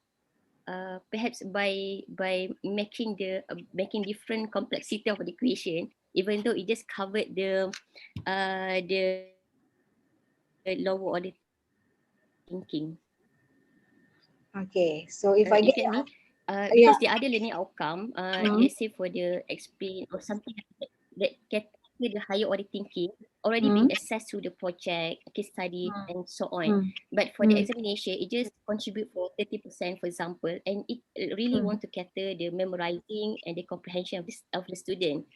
So for the construction of the question, is it possible for me to construct different level of question that cater only lower order thinking of cognitive? So that's the danger. That means nanti, because the questions are all lower order, that means whether they're good or whether they're not good, most of them can answer the questions and most of them will get the marks. So then you violate the principle of testing, because the test is supposed to differentiate the students who really know, able to do, and able to use that knowledge in situations. So even though there is only one LO, you may want to vary. Perhaps I can say that you have to vary the questions in such that you will cater for the high order as well. Okay, application and above. So at least a 30% of the questions of high order. Doctor, even though the learning outcome actually we construct in a way that it shouldn't cater the higher order thinking. So that's where probably in your academic review, those are some of the things in your self-assessment, self-reflection. Yeah? Perhaps you want to be a little bit more in your learning outcome, rather than say explain or define. You can say demonstrate the ability in the understanding. So how do you say these are basic concepts? So rather than explain, you can say students are able to demonstrate their understanding of the basic concept. So how you want them to demonstrate the understanding of basic concept? Can answer questions or solve a problem or show a way how the basic concept is applicable to situation. So those become high order. But that one, doctor, that demonstrate, let's say that demonstrate learning outcome, we already cater in the OSCE practical examination. I see. Okay. So that is something you perhaps at the departmental level you want to have we want to discuss. Yeah? But if it says that define, then it's really limited to low order. Yeah? But if you say demonstrate the ability, it covers both. Demonstrate the understanding, it covers both. How do you want them to demonstrate their understanding of the basic concept of blah blah blah? They can demonstrate by this explaining, they can demonstrate by defining, they can demonstrate by showing example, they can demonstrate by solving a problem. So a bigger range of cognitive ability that they can use to demonstrate their understanding. But if you just confine it to explain or define, automatically you're right to say that automatically is a lot. Okay. Okay. Actually, Doctor, you suggest that we should revisit the verb that we use for our learning the outcome. task works, yes. Because you must remember that this document is shared by all the instructors of the same course for different sections, right? So we must allow for that understanding, similar understanding. I was about to say, actually think for us in education, we're not so happy about when they say that LOs is limited to 4 or LOs is limited to 5. It's only for practical reason. So if you go to engineering, for example, in engineering, they have 2 versions. Correct me if I'm wrong. There are 2 versions of their course outline. One is a long list of learning outcome. The other one is a short one for MQA. In education, when we teach teachers and lecturers to design for your course, it will turn out that each course will have a long list of outcomes depending on the range of topics that you have. Yeah, because it will spell out exactly what you should be doing as a lecturer, and also what the students should be demonstrating in terms of telling you whether they have learned that body of knowledge or skills in that course. But because we are governed by MQA say 4 or 5, we have to squeeze. At one point they tell us, okay, we have 13 learning outcomes, banyaknya, so squeeze it into 4 or 5. So then we take these few outcomes, combine it to one, few outcomes, combine it to LO2. Okay? So that has affected the way we can plan for assessment actually. Right?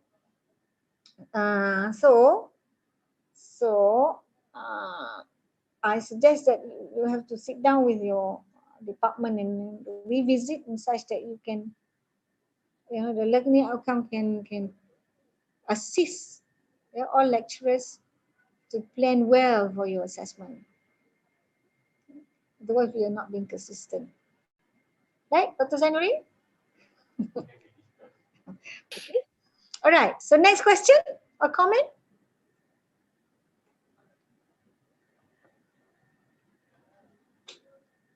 Question, comment? Okay, so it's none. Okay, so go back to this. So first thing before we can sit down to write your final questions, final exam questions, you've got to go back to your LO and then identify which LO spells out that the demonstration of the knowledge and skill can be assessed in exam, in final exam. Then next thing is test method. Then you have to plan, okay, now I know that LO1, 2, and 4 will be in final exam. Okay, so next to plan is, okay, what method should I use? Final exam is pen and paper. Pen and paper is traditional. What is pen and paper? The questions, the tasks are on paper. How they respond is using pen. Okay, now, so the test methods are governed by 2 methods. Traditionally, one is objective. Okay, so the questions are objective, and the other one are subjective. Okay, now there are some myth, okay, that say that objective questions make the items easy. Subjective questions make questions difficult. Okay. Now, there's a myth. That's not true.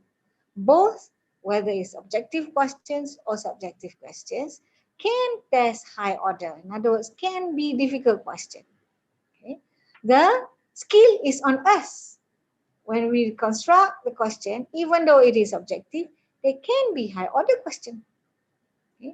It will become high order question when you design it such. Okay. But if you're not, you don't design it well, it can become, it won't become a high order.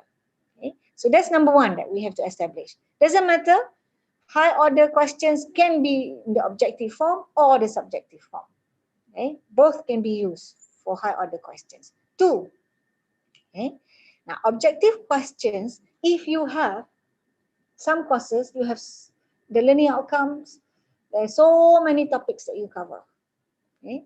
And then there's so many topics or areas or concepts that you want to test in the exam. You need to test. It is important to test them. Okay. Now, bear this point number 2 in mind. If you have many topics that you want to cover in final exam, okay, utilize the objective format, because objective formats will allow you to cover more items. Okay. For example, my exam is just 2 hours. Okay. So if I just use subjective, that means short answer, how many questions, how many short answer questions can I ask for a 2-hour test? I cannot ask 20, I cannot ask 30. I probably can ask maybe between 10 to 15. Maybe the most I can answer, I can question is maybe 20. I think 20 is way too much already for a 2-hour test, right? But the thing is, I have a lot to cover in the test. So divide it. Have many of your questions in objective form, because objective form, for example, MCQ, yeah, rule of thumb, they're about the formula, yeah, for one MCQ is around about 1.5 minutes to 2 minutes to answer. Okay, so if you have 20 MCQ questions, they can finish in 40 minutes.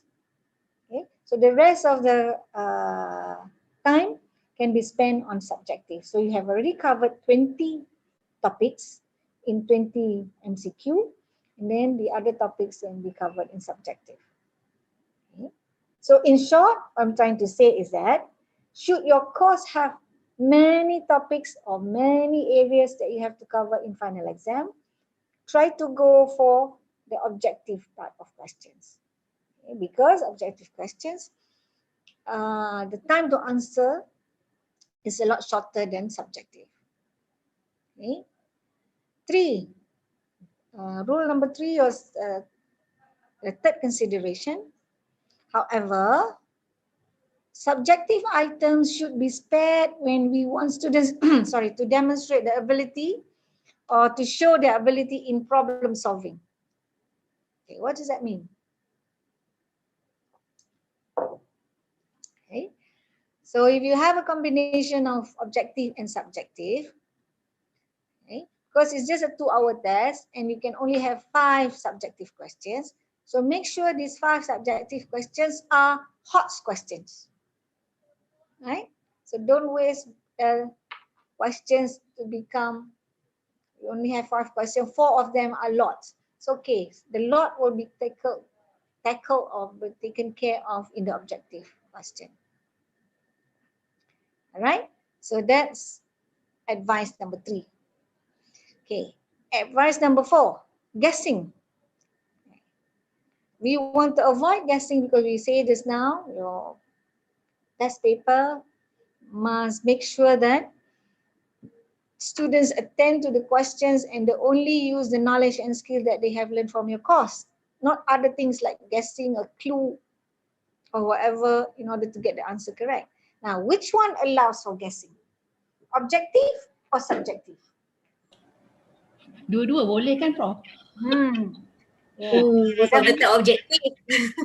Yes, the myth is that people think that students can only guess the answer in objective question. But the truth is that studies have shown in the 1970s that students can guess and get marks from guessing from both the objective as well as subjective. How is that? Okay, objective, because sometimes if it is MCQ, throw the dice. Okay, C. I answer C. I don't know the answer, but never mind. Throw the dice, say C. Okay, I answer C. There is a chance that I get it right. Now, subjective is a short essay. How can I guess? Can students guess in a short essay? Boleh, can. Remember the expression we always use to our students and say, you beat around the bush, right? They would write and write and write. It's a short essay. You give them half a page to answer, but they write in 1.5 page. And then when we mark, we don't stop at the half a page. We read the whole 1.5 page. And here and there, you tend to give marks because even though they beat around the bush, okay, but here and there are points that warrant them to get 1 mark here, half mark there. Okay, I give quarter here, right? So that's part of guessing. Okay? So in other words, Sometimes, Prof. I mean, okay, since you raised the questions about guessing, Prof, like our method is that we give both MCQ and MEQ at the same time to the students, meaning that they're going to start with MCQ followed with the MEQ. I mean, the tendency, the chances to guess is actually, if they don't not so sure, they might come back to the MCQ question, right? I mean, the chances is there. So, I mean, how can we reduce this actually? Because it may happen actually. The guessing, yeah. The guessing episode. Yeah.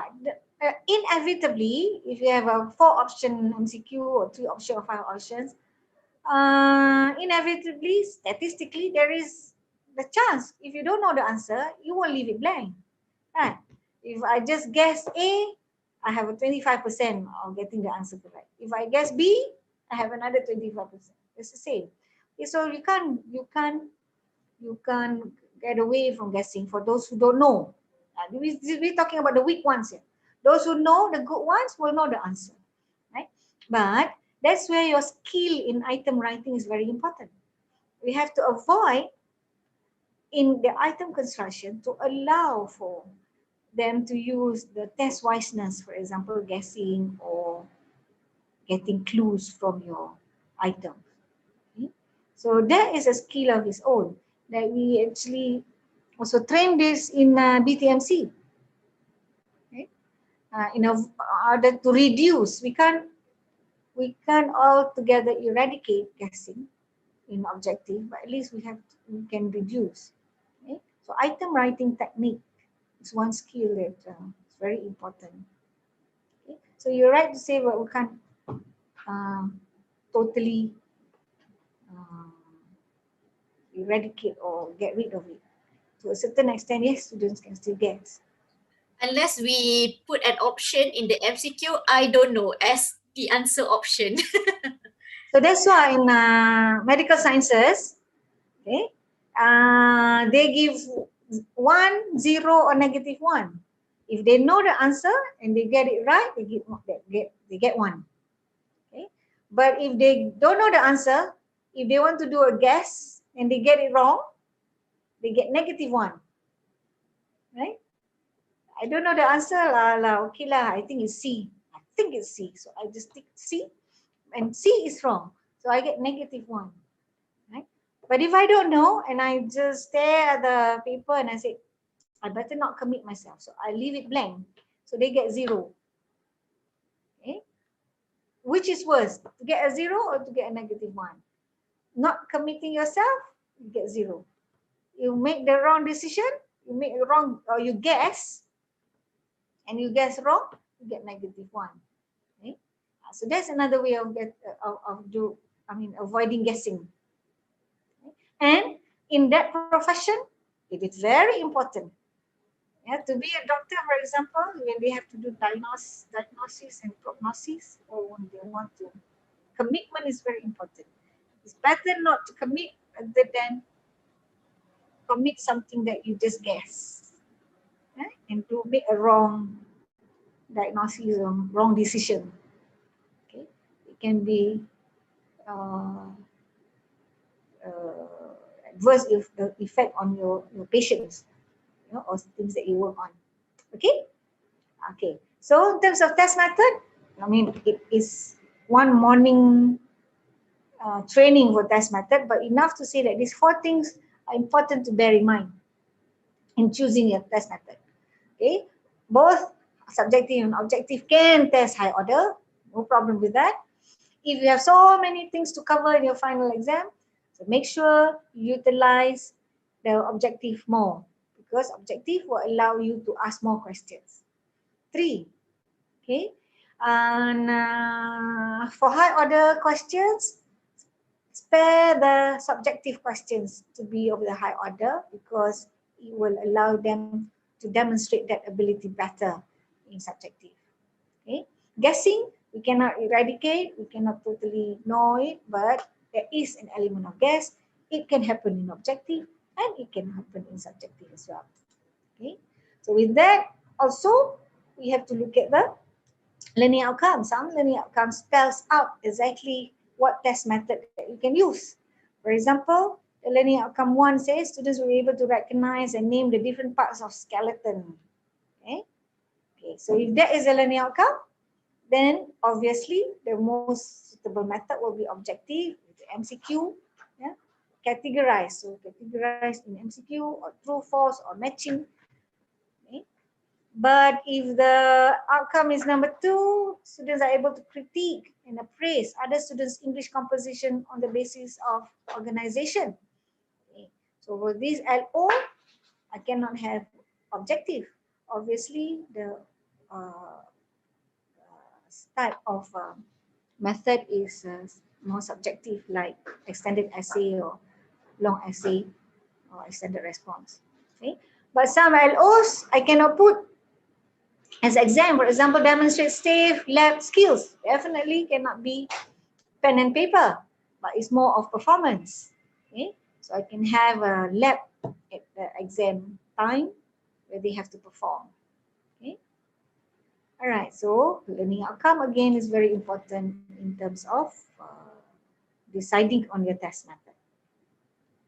And lastly, in consideration of planning for your test is test length. Okay, these are some of the questions that you may ask in planning for your final exam. How many items should I have? Okay. I have 2 hours or 2.5 hours for my final exam. How many items should I have for the 2.5 hours test?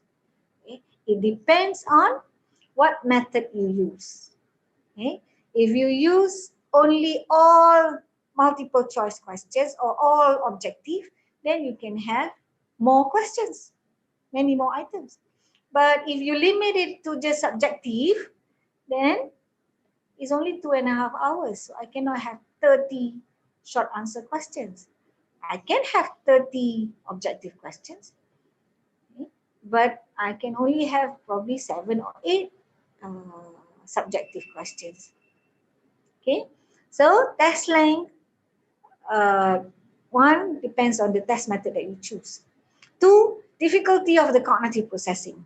Okay, so if you have many questions that are cognitively demanding, that means HOTS, you have more than 30% of HOTS questions, and HOTS will need time for processing, for thinking, then your test question probably should be shorter.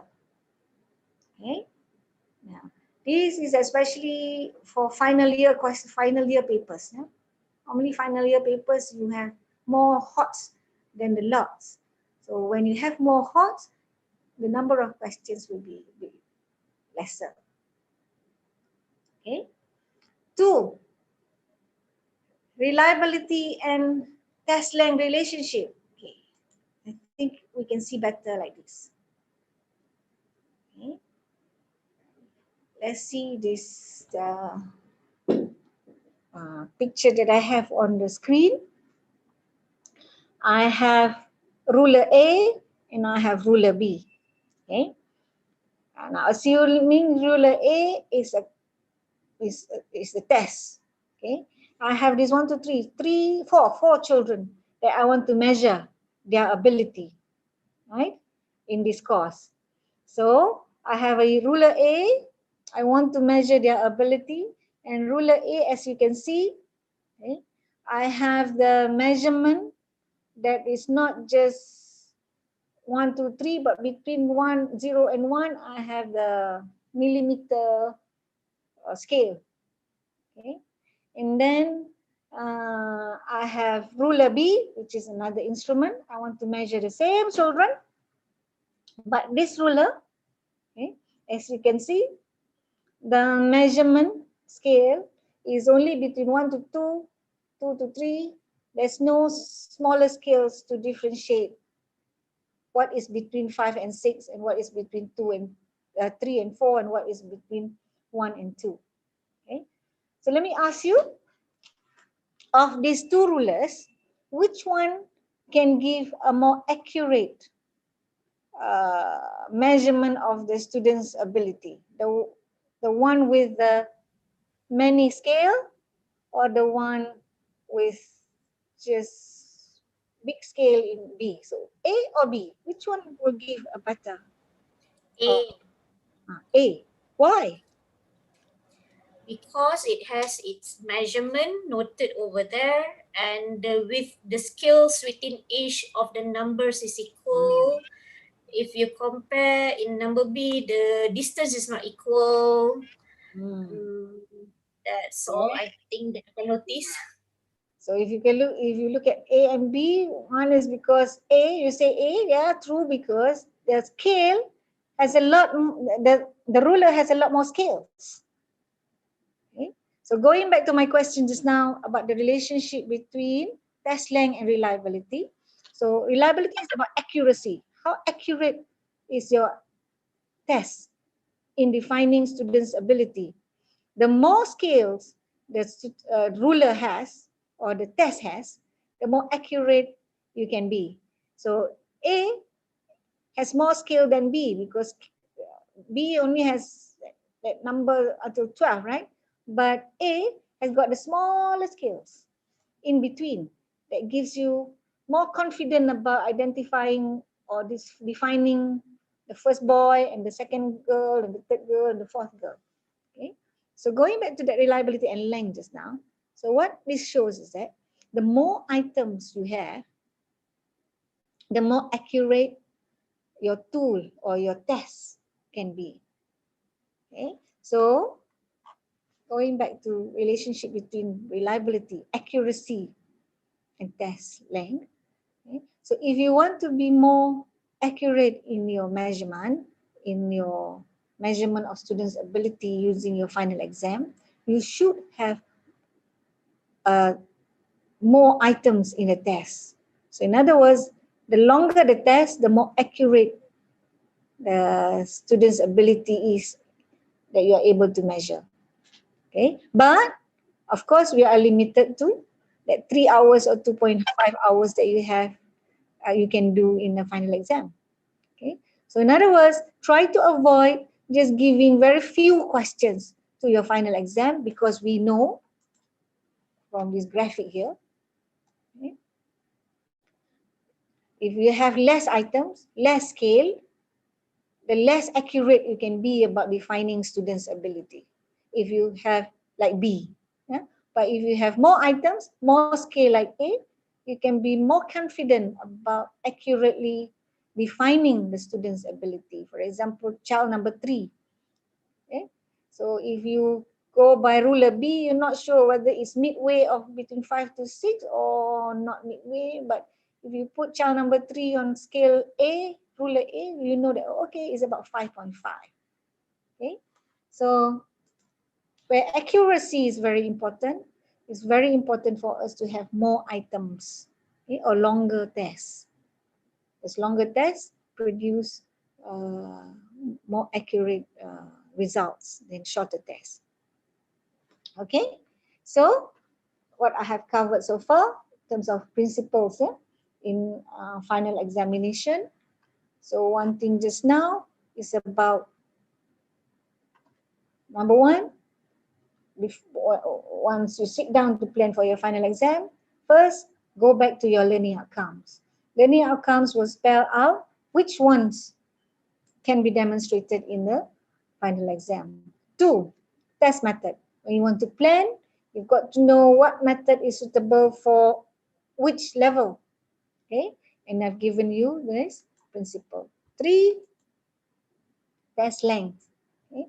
The higher the stakes, actually the more items you should have. So if you have 40%, 40% is high stakes because it can differentiate students in terms of grade.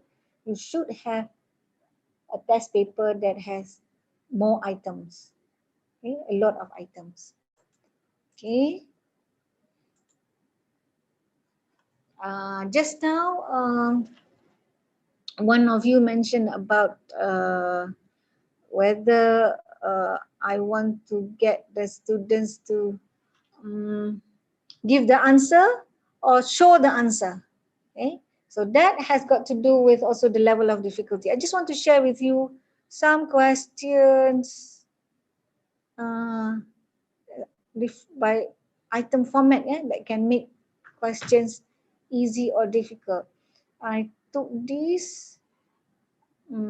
Okay, this one. Explain.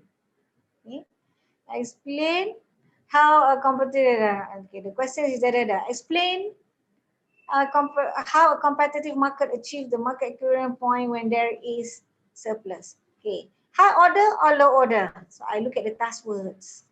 Okay, the task word here is explain. Right? So explain whether they know or they don't know, and then say in their own words. So the highest this question is just comprehension. Okay. Now I want to highlight what we said just now, or one of you asked just now about if I can have that question, how do you differentiate? So this marks that you give, okay? Because this is a lot question, so the mark should commensurate the level of difficulty of the question. Okay, but if you go by question B, sorry, okay, the next question, an increase in cost, an increase in marketing. What is the relationship between A and B? Explain the above statement and use a diagram to support. Okay. How different is A from B? Now, obviously, if you look at the marks, more marks given. So does that mean A is more demanding? But both are explained. So both are comprehension. But how different is comprehension A from comprehension B? So let's analyze the question. Explain the above statement. Okay. Ability to explain, say in their own words. And use a diagram to support. Use a diagram. Oh, now it comes out. Use a diagram to support your answer. Okay. Anyone? Why do you think B is given more marks? And there's because both use the word task word explain. So are they both of the same level of difficulty? No, I think in terms, tak tahu Prof, I just curious actually. This question, I rasa it could be a comprehension and it can be an application as well at the same time. Why I said so, if I am about to choose comprehension but at a different level, yes, in order for the student to show that she or he is able to show the relationship between A and B, he can explain. But why I say it's application, because I mean the combination of diagram, he or she needs to explain at the same time to draw a diagram. I think that is a technique as well. I mean, because like economic, there are graph like I mean the composite bar. So maybe this is also types of application. But yes, it should awarded an extra mark because the students needs to explain with example and like a mathematical procedure to support the statement. Okay, all right. Yeah, so you're right there in saying that yes, both are comprehension. But as you can see, B is a bit more demanding comprehension, because while A is only asking whether they know or don't know and say in their own words, B demonstrate, they have to also demonstrate, they have the qualifier here, use a diagram to support. I mean, this question asks to show the process of explaining. Okay, both are comprehension, but B is indeed the high comprehension, higher than A, because B requires the student to demonstrate a comprehension process via diagram. Yeah.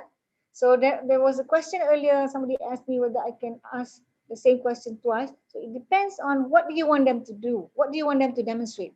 Just to demonstrate that they know by explaining, or to also demonstrate they know and show that they know through, in this case, drawing a diagram. Okay. So in other words, it depends on how you want them to demonstrate that ability. Body of knowledge is about equilibrium. Both questions is about equilibrium. Content is equilibrium. Okay.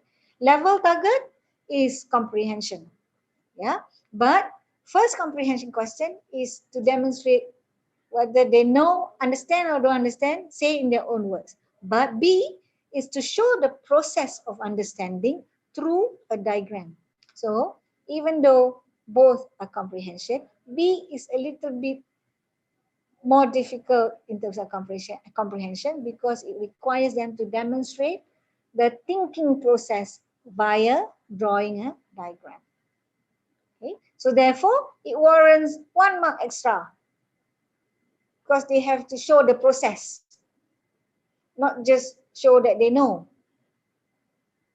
Yeah, is that very clear? Comment, question? Prof, Yeah. just one question. Can these types of, I mean the question 1B, can it categorize as application for Bloom's taxonomy and higher order thinking level, not the lower order thinking level? I mean, I was curious actually because it is the application. I mean, the students needs to show the relationship A and B at the same time need to draw a diagram. I mean, can it be one stage higher than comprehension? I do not see it as a application because there's no problem given. It's just I mean, you need to have the problem over there, a yes, statement, a yes, scenario. it must, Okay. yes. The qualifier for application is that you must have a novel problem or a situation where they have to use the knowledge in order to answer or to get the solution to the problem. Okay. Here is just knowledge, what they do with the knowledge. Okay. One is just stating it, A. B is to state it and show how they think about it in a diagrammatic way. Show the process in the diagram. Okay, thank you very much, Prof. Yeah, so there's no problem involved here. Okay. All right, let's see another one.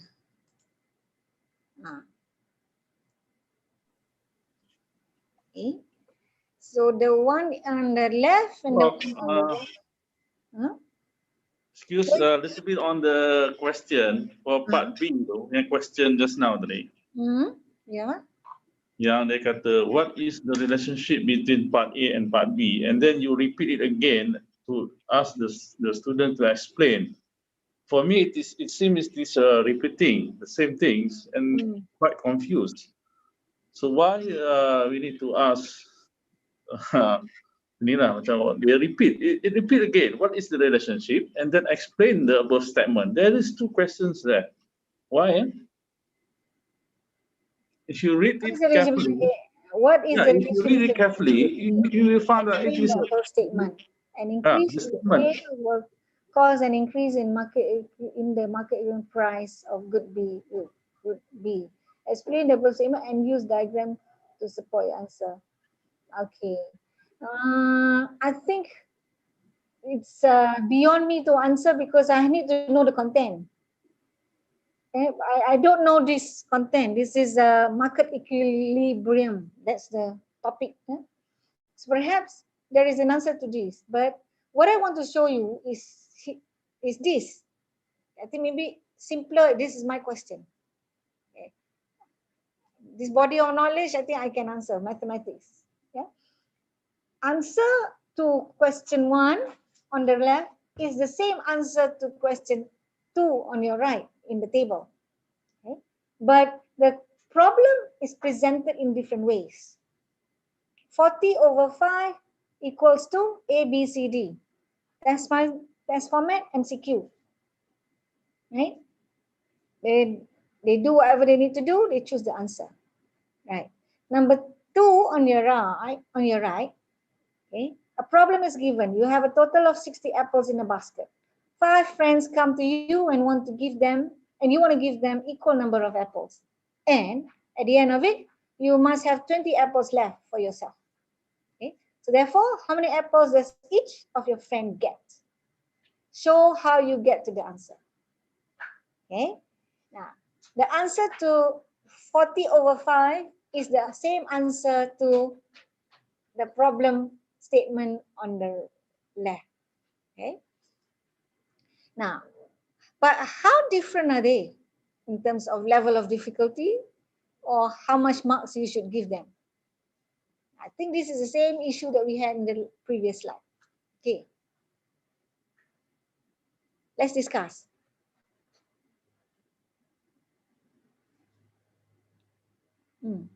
Which one is more difficult? The left or the right question? The one on the right should get more marks. Why? Because the one on the left too straightforward lah already. Okay, 40 divided by 5, how much? But the one on the right too, they have to think, oh 60, oh and then 5 friends come over, oh my god, oh now I left with 20. Oh, so the thinking process too different kan? So I think they should have more marks on the right lah. If you go by the Bloom's taxonomy, what level of thinking are both? Or are they of different level of thinking? Yang the one on the right, I think it's a higher level. I think it's application kot kalau yang on the right tu. Tapi on the left is not application. Bukan application, analysis on the right tu analysis. On the left ni analysis tapi lower level punya analysis. Okay. Takut so saya on the Bloom's taxonomy, so you're right to say that, yeah, on the Bloom's taxonomy, actually they're the same. In terms of cognitive processing is the same. Okay. They have to apply what they know in division. Right. So the lowest it can go is application. Okay? It's not comprehension. The lowest is application. All right. So they are all of the same, both of the same level of cognitive processing. However, you say that, you're right to say that on the right is more challenging. Yeah, because there is a problem given. So even within application, there are different categories of application. The more challenging application and the less challenging application. And the example that I've given you is to show on the right here, it's not about getting only the right answer, but it says that show how you get the answer. So in other words, the outcome of getting this answer correct is students' ability to demonstrate what? Okay. The calculation using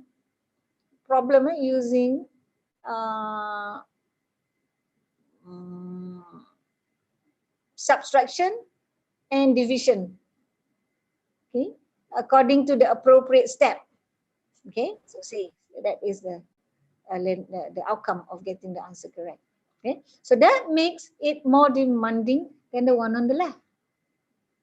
So what I'm trying to get yourself into here is trying to just look at the Bloom's taxonomy,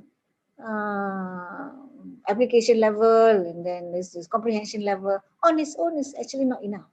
Okay? So when you design your item, you have to go back again. What do you want them? If it is just application, what kind of application do you want? Application to get the right answer, or do you want them to show the process of getting to the right answer?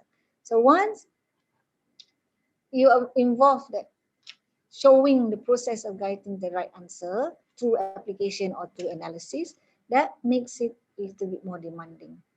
Okay? But if you target that, then you have to cannot ask the question like on the left. You must ask questions like on the right. Okay? And therefore, of course, the marks to be warranted for on the right will have to be a little bit more than what's on the left. Okay? Content is the same. You look at the topic in the course, on the left and the right is about the same content, which is subtraction and division or division. Okay? But the demand is different. Okay, let's look at a few more. I think let's take this one. I like this one. Oh, is there any more? I'll take some of these teams and PISA question. Okay. Can you see this question? Yes, Prof. The topic is the content. Thought is patterns and relationship in the domain of number. Okay, the question is, a sequence of 4 figures is shown above. Figure 1, figure 2, figure 3, figure 4. Okay. What I target is reasoning, so high order.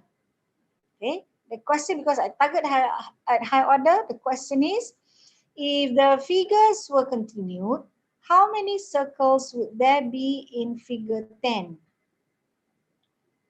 Do not draw the figures. So in other words, I don't want them to show, but I just want to give them to give the answer. So this is reasoning, so high order. Okay. Why is it reasoning?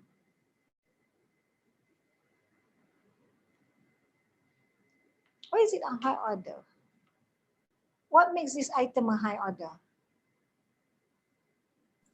In the first place, the students needs to see the pattern of difference from the figure 1 to figure 2, between the figure 2 and figure 3, figure 3 and figure 4. Then how the difference, is it similar in pattern, or the difference has, if similar, or is it a gap of like a 2 or 3, but in this case it seems similar. Figure 1 different with figure 2 by counts of 2. Same thing goes on with 2 and 3, 3 and 4. So this is the process. The students need to rationalize before he or she confirm with the answer. Yeah. Okay. So that is definitely hot. Okay. No way to just remember something and then be able to figure out the answer. You've got to figure out from that problem that is given. What's the problem? There are 4 figures. Okay. But my problem is that I want to know figure number 10. Okay. So solve it. But I don't want you to show me how you got to figure number 10. I just want, how does figure number 10 look like? Okay. So in this case, the marks given is not to the process, but to the right answer. Okay. But it is high order. Why? Because rightfully, as you said, they have to figure out. There's a problem given. Nothing to memorize from before. Okay. This is a new problem that is given. I have to figure out. Okay.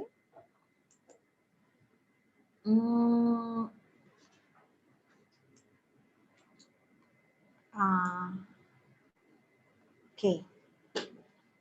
Compare that to this one. This is a Teams 2011 paper. Okay. The body of content is whole number and the numbers in mathematics. Target level is applying. So again, it is a hot question. Why is it a hot? Let's look at it together. The above ingredients are used to make a recipe for 6 people. Sam wants to make this recipe for 3 people only. So complete the table below to show what Sam needs to make a recipe for 3 people. the number of eggs he needs is already shown, but flour and milk, you've got to figure out. Okay. So why is this application?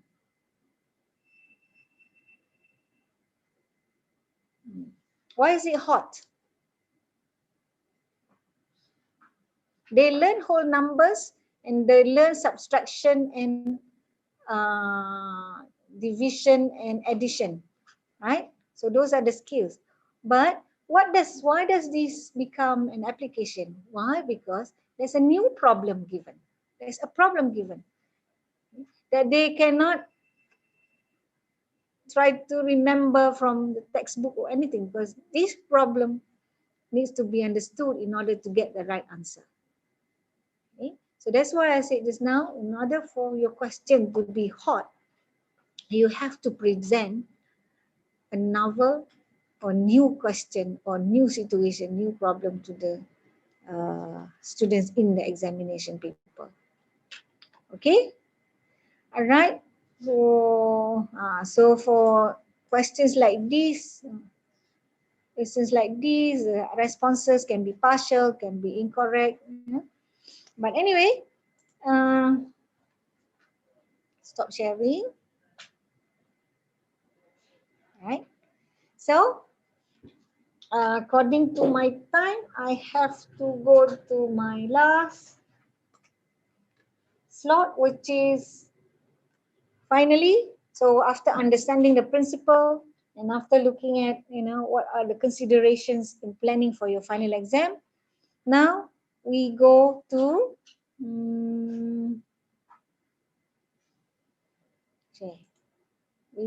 the last, which is we want to sit down and plan for your exam.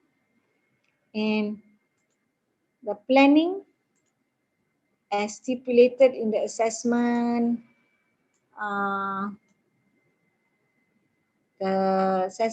what do you call that? The IUM assessment policy. All high stakes examinations or all high stakes assessment, like the final exam, must come with a specification. Okay, and that is called the table of specifications. So after all the principles that we have understood earlier, okay, so we now have to plan our final questions, our final exam questions, by putting all those information in a table of specs. Okay, I think I don't have to go to the detail as to what is the table of specs, blah blah blah, but because I think all of you have been doing this, because you've been doing your final exams, yeah. But what are the important things in considering your final exam? Your table of specs. There are different things that you may want to consider in your table of specs. Okay, so number one is some table of specs include even the test method. Okay? I know of one or two kuliahs that in your table of specs, they have to specify this question, this LO, and then this question, multiple choice. Okay? If you want to, if it is a requirement, yes, but if you don't want to put in your table of specs, it's okay. Right? The second consideration is topics. For example, if you have LO1, LO1 is the students are able to explain the different concept in blah, blah, blah. Okay.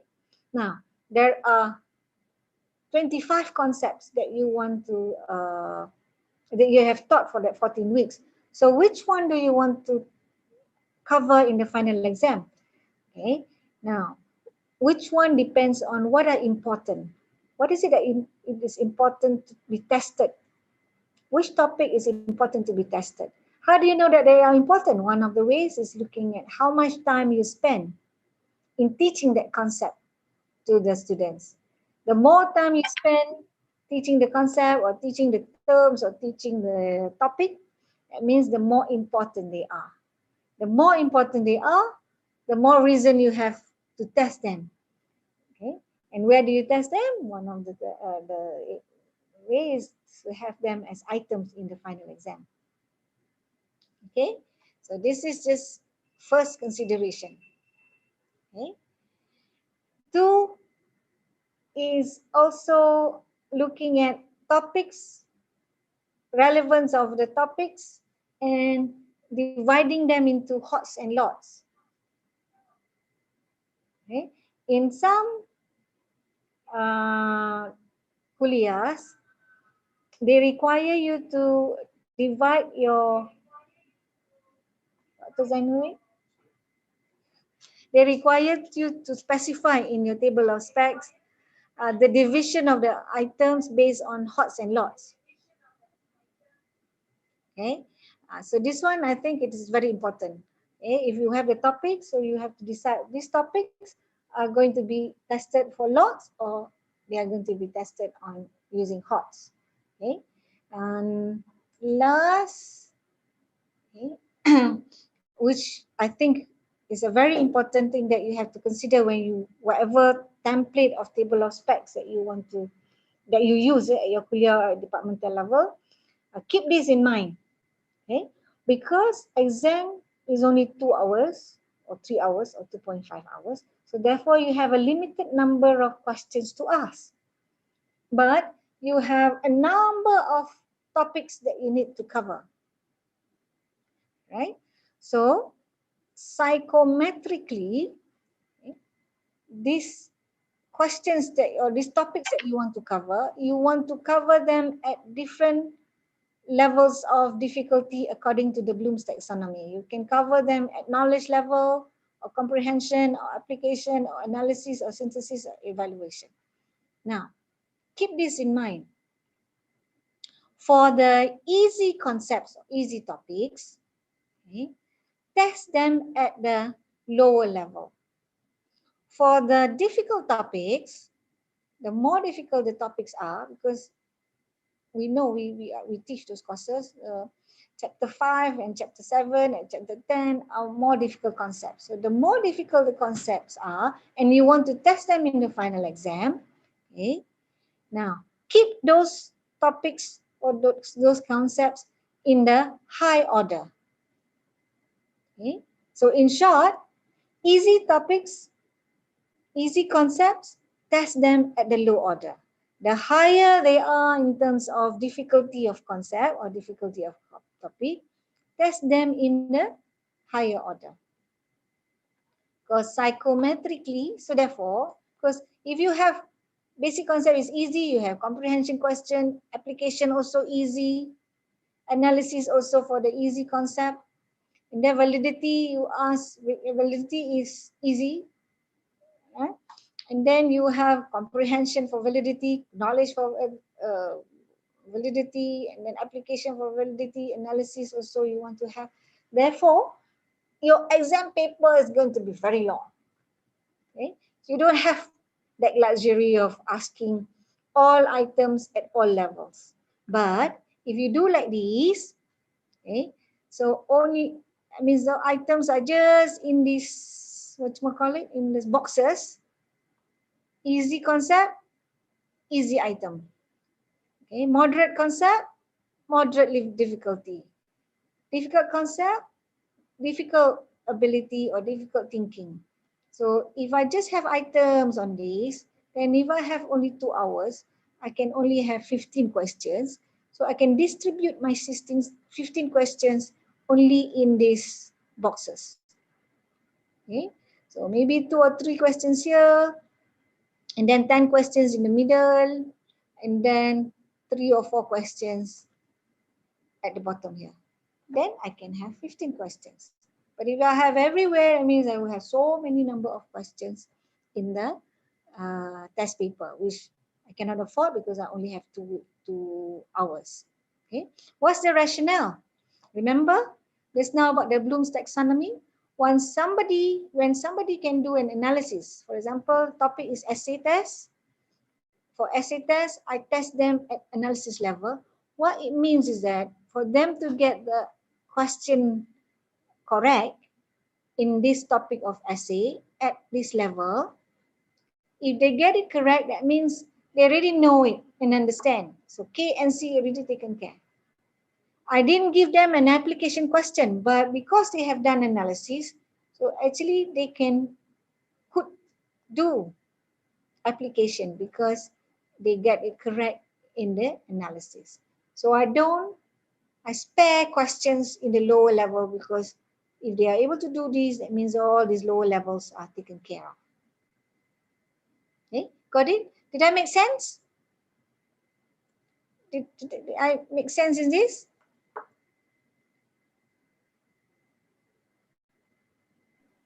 Are you all with me? Yeah? Yeah? Yes, yes. Yeah? Yes. So spare the difficult concepts to the high order. Easy concepts, ask questions in the low order. Easy concepts don't have to have all levels of thinking. Medium concept, medium order of difficulty. Again, don't have to have a wide range of thinking ability for the middle concept. Then you can optimize the number of questions in one test paper, but you will have covered all. Okay? Next.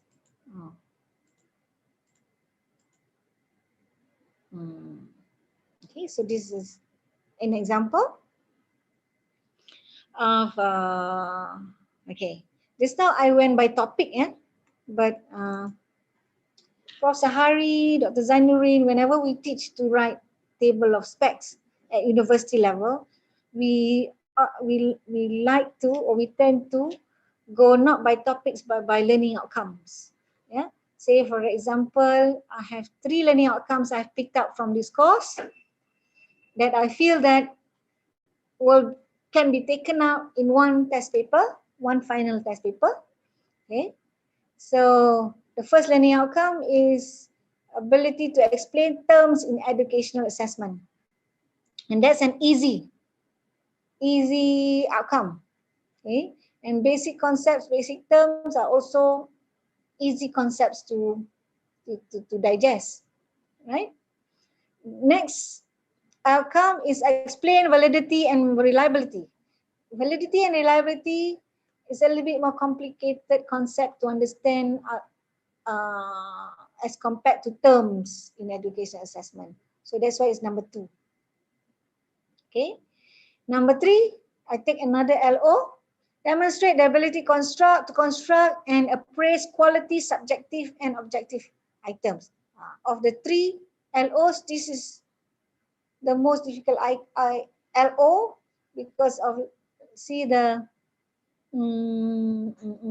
task word, demonstrate the ability to construct and appraise, high order, right?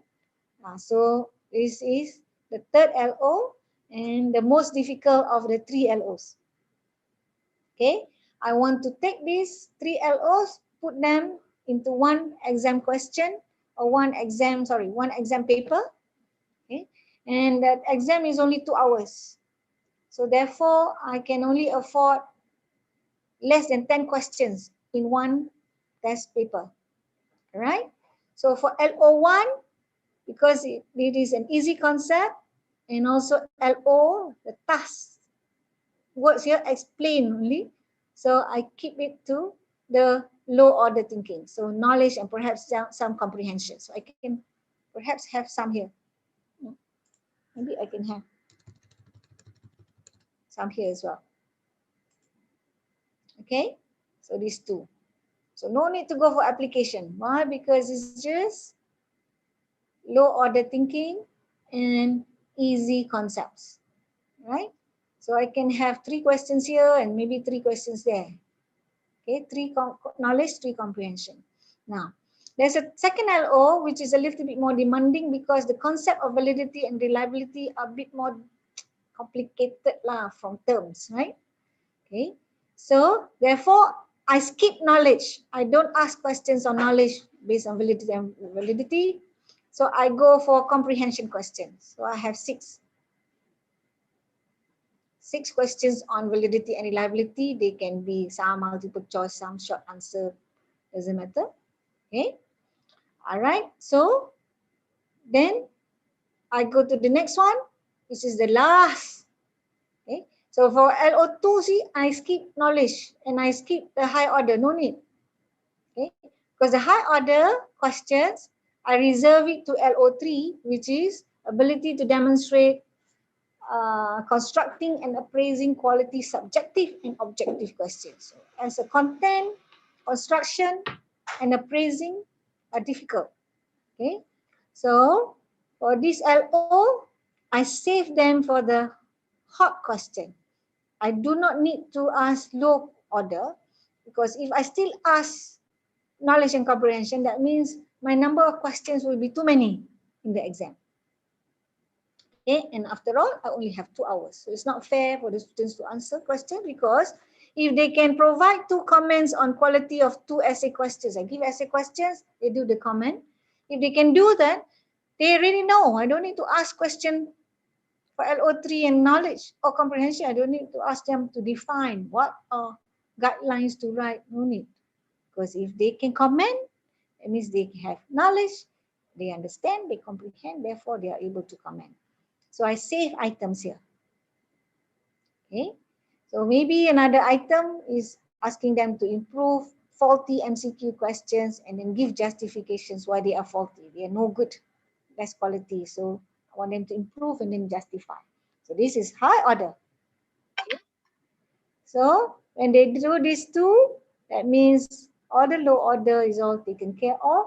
And then look at the number of items. I don't have to have so many items, but I cover a whole range of cognitive ability. I have some HOTS and I have a few lots of same number of questions on lots and same number of questions or more number of questions in the HOTS.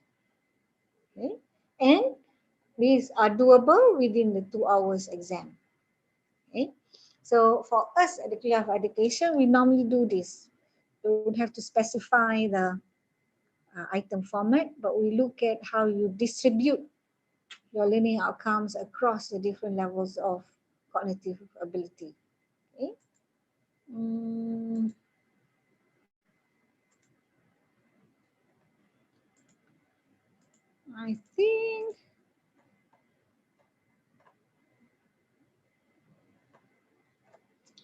I think according to my schedule, 12:30, I will attend to question and answer, or I will attend to questions. So let me open to questions or comments. Any comment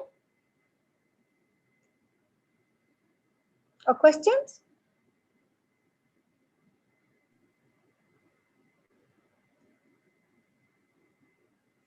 Or maybe I can read, or if I can.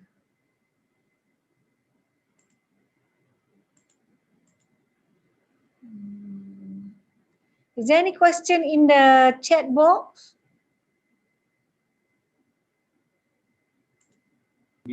Yes, Prof. Yeah, the thing is, I can't open my chat box. Oh, okay. Now I can open. Okay, the participants. Do you want me to read it for you? Okay, may I get a copy of the slides? Yeah, yes, I will submit to CPD. Okay, what's the ratio of mark to time? 1 hour is the time to be given to students. What is the ratio to mark to time? If mock candidate, like 1 hour. Oh, okay. Okay. I suppose time has got to do with the demand. The more demand the task is, the question is, the more time probably you want to give them, right? But what is the ratio? I'm not sure whether there is a ratio for final exam, but for sure the MQA document gives the, in terms of student learning time, yeah, how much time should you give for, let's say, a project paper of this length, should be given how many days or how many hours, that they have. But for final exam, actually, I've not seen any, and I'm afraid if there is, but there should not be, because we are the master of your course, so you should know. Yeah? How about MCQ, show workings? Show workings in MCQ, yes, we have some. I have seen questions of MCQ that actually ask the students to do show working. Okay, now remember we have seen this now, examples of where working is necessary. Why is it important to ask students to show their working? Is because you want to award, you want them to demonstrate that ability through their working. Therefore, you give them more marks. Okay, you don't just want to know the right answer, but how they get to the right answer. Okay, so yes, that can happen and has happened. Prof, Yeah. Prof, just now you read out my question. Actually, what I mean is it true that for 1 month, the time should be allocated for the student to answer the question is 1.6 minutes? For what? Sorry, for? For 1 mark of questions, the time should we allocate to the student is 1.6 minutes. Is it correct? Okay. For multiple choice, yeah, we're talking about normal length, not problem solving multiple choice. Because there are some multiple choice you have to read 1/3 of a page, the problem, understand the problem, and then which of this solution is best for blah blah blah. So A, B, C, D. That one is not following this rule, but the rule or the rule of thumb for multiple choice is that one multiple choice of normal length. That means 1 or 2 line of question, then A, B, C, D. That one is normally 1 minute to 2 minutes per question. Yeah, 1 to 2 minutes per question. But when you have problems that need them to read 1/3 of a page, that will definitely take more than 2 minutes because they have to spend time reading, right? So you have to, that means you have to reduce the number of questions of multiple choice of that nature if the time is the same. But your question just now is 1 minute for one point. One mark. 1 mark, we give student 1.6 minutes to answer for 1 mark. For structured, for MCQ. Okay. Yeah, so MCQ, yes, it's about 1 minute, 2 minutes per question. But if it is, open-ended but short answer, can also be the same, so 1 minute, around about 1 minute, because they are all, especially if it is just 1 mark, they are all just comprehension questions, especially for comprehension questions. You don't want them to spend too much. Yeah? But I've not seen any of those guidelines except for MCQ. Okay. For final exam, there's another question. For final exam, is difficulty level based on cognitive? Okay. Yeah, one of the major determinant of difficulty when we plan for final exam, because it is a priori before it happens, it's theoretical, it's based on cognitive level, yes. But it's just one. The other one is difficulty of the content, body of knowledge, content. For example, if we are teaching introduction to introduction to chemistry. So we know that chapter 1, the topics in chapter 1 is a lot easier to digest as compared to chapter 7 or chapter 8, right? So that is another consideration when we plan for final exam. Okay, so yes, the primary difficulty, the primary criteria for difficulty is the cognitive level, but it's not the only. The other dimension is probably the difficulty of the content, of course, also the method just now, the test method that you choose. For undergraduate level, what should be the level of difficulty? Okay. Actually, they are university students. Once upon a time, Dr. Zainuri will correct me if I'm wrong. Once upon a time, they said that for undergraduate level 1, level 2, learning outcomes should just be up to comprehension or analysis. Only level 3, year 3, year 4 can have higher than that. Okay. I think Atok Bloom is going to be very upset. 7 feet under if you say that. Okay. At university level, they should be doing on all levels. and you should be able to test them at all levels. But remember just now, we saw the examples of difficulties targeted at analysis, difficulties targeted at application, but how you want them to demonstrate can be different. The first one is just get the right answer. It's still application. The other one, show how you get the right answer. Okay, even though both are an application, but to show is more demanding than to just give the right answer. Okay, so designing your item actually determines more on the target level of your questions, not necessarily just the cognitive level. Okay. Could a question on a topic not really covered in class be a hot question? Okay, so that goes back to my first few slides in the morning. Okay. Because this is final exam, exam is a test, test must follow the principle. The 3 principles just now in testing is a test, is a sample of behavior from a specific domain, and it is important to follow this principle is because students get marks, and the marks are used to infer whether they are B student or A student or C or fail students. Okay, because of the 3 principles, sample of behavior from a specific domain. So the answer to your question that the question is not covered in the class or in the course. If it is not, is in the course but not covered in the class is different. But if it is not covered in the course, then you violate the principle of testing. Okay? Because a test, final exam is an achievement test. Achievement of what? Achievement of learning. Learning what? Learning based on what is outlined in the learning outcome or in the course outline. Okay. Dr. Zainuddin said he's going to cover this later in planning for take-home exam. Okay. Okay. So cover in class. If it is in the course outline, but you do not cover in class synchronously, or you don't have PowerPoints, but is there in the course outline, then it's all right.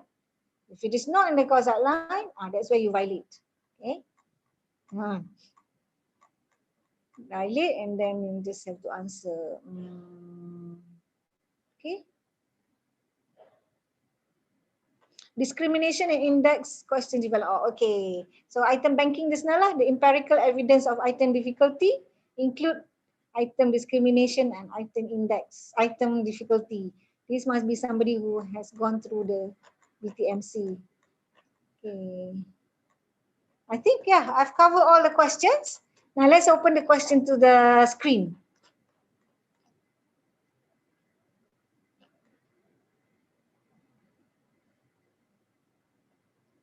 Okay. Okay, so if anybody have any questions, you can unmute your microphone.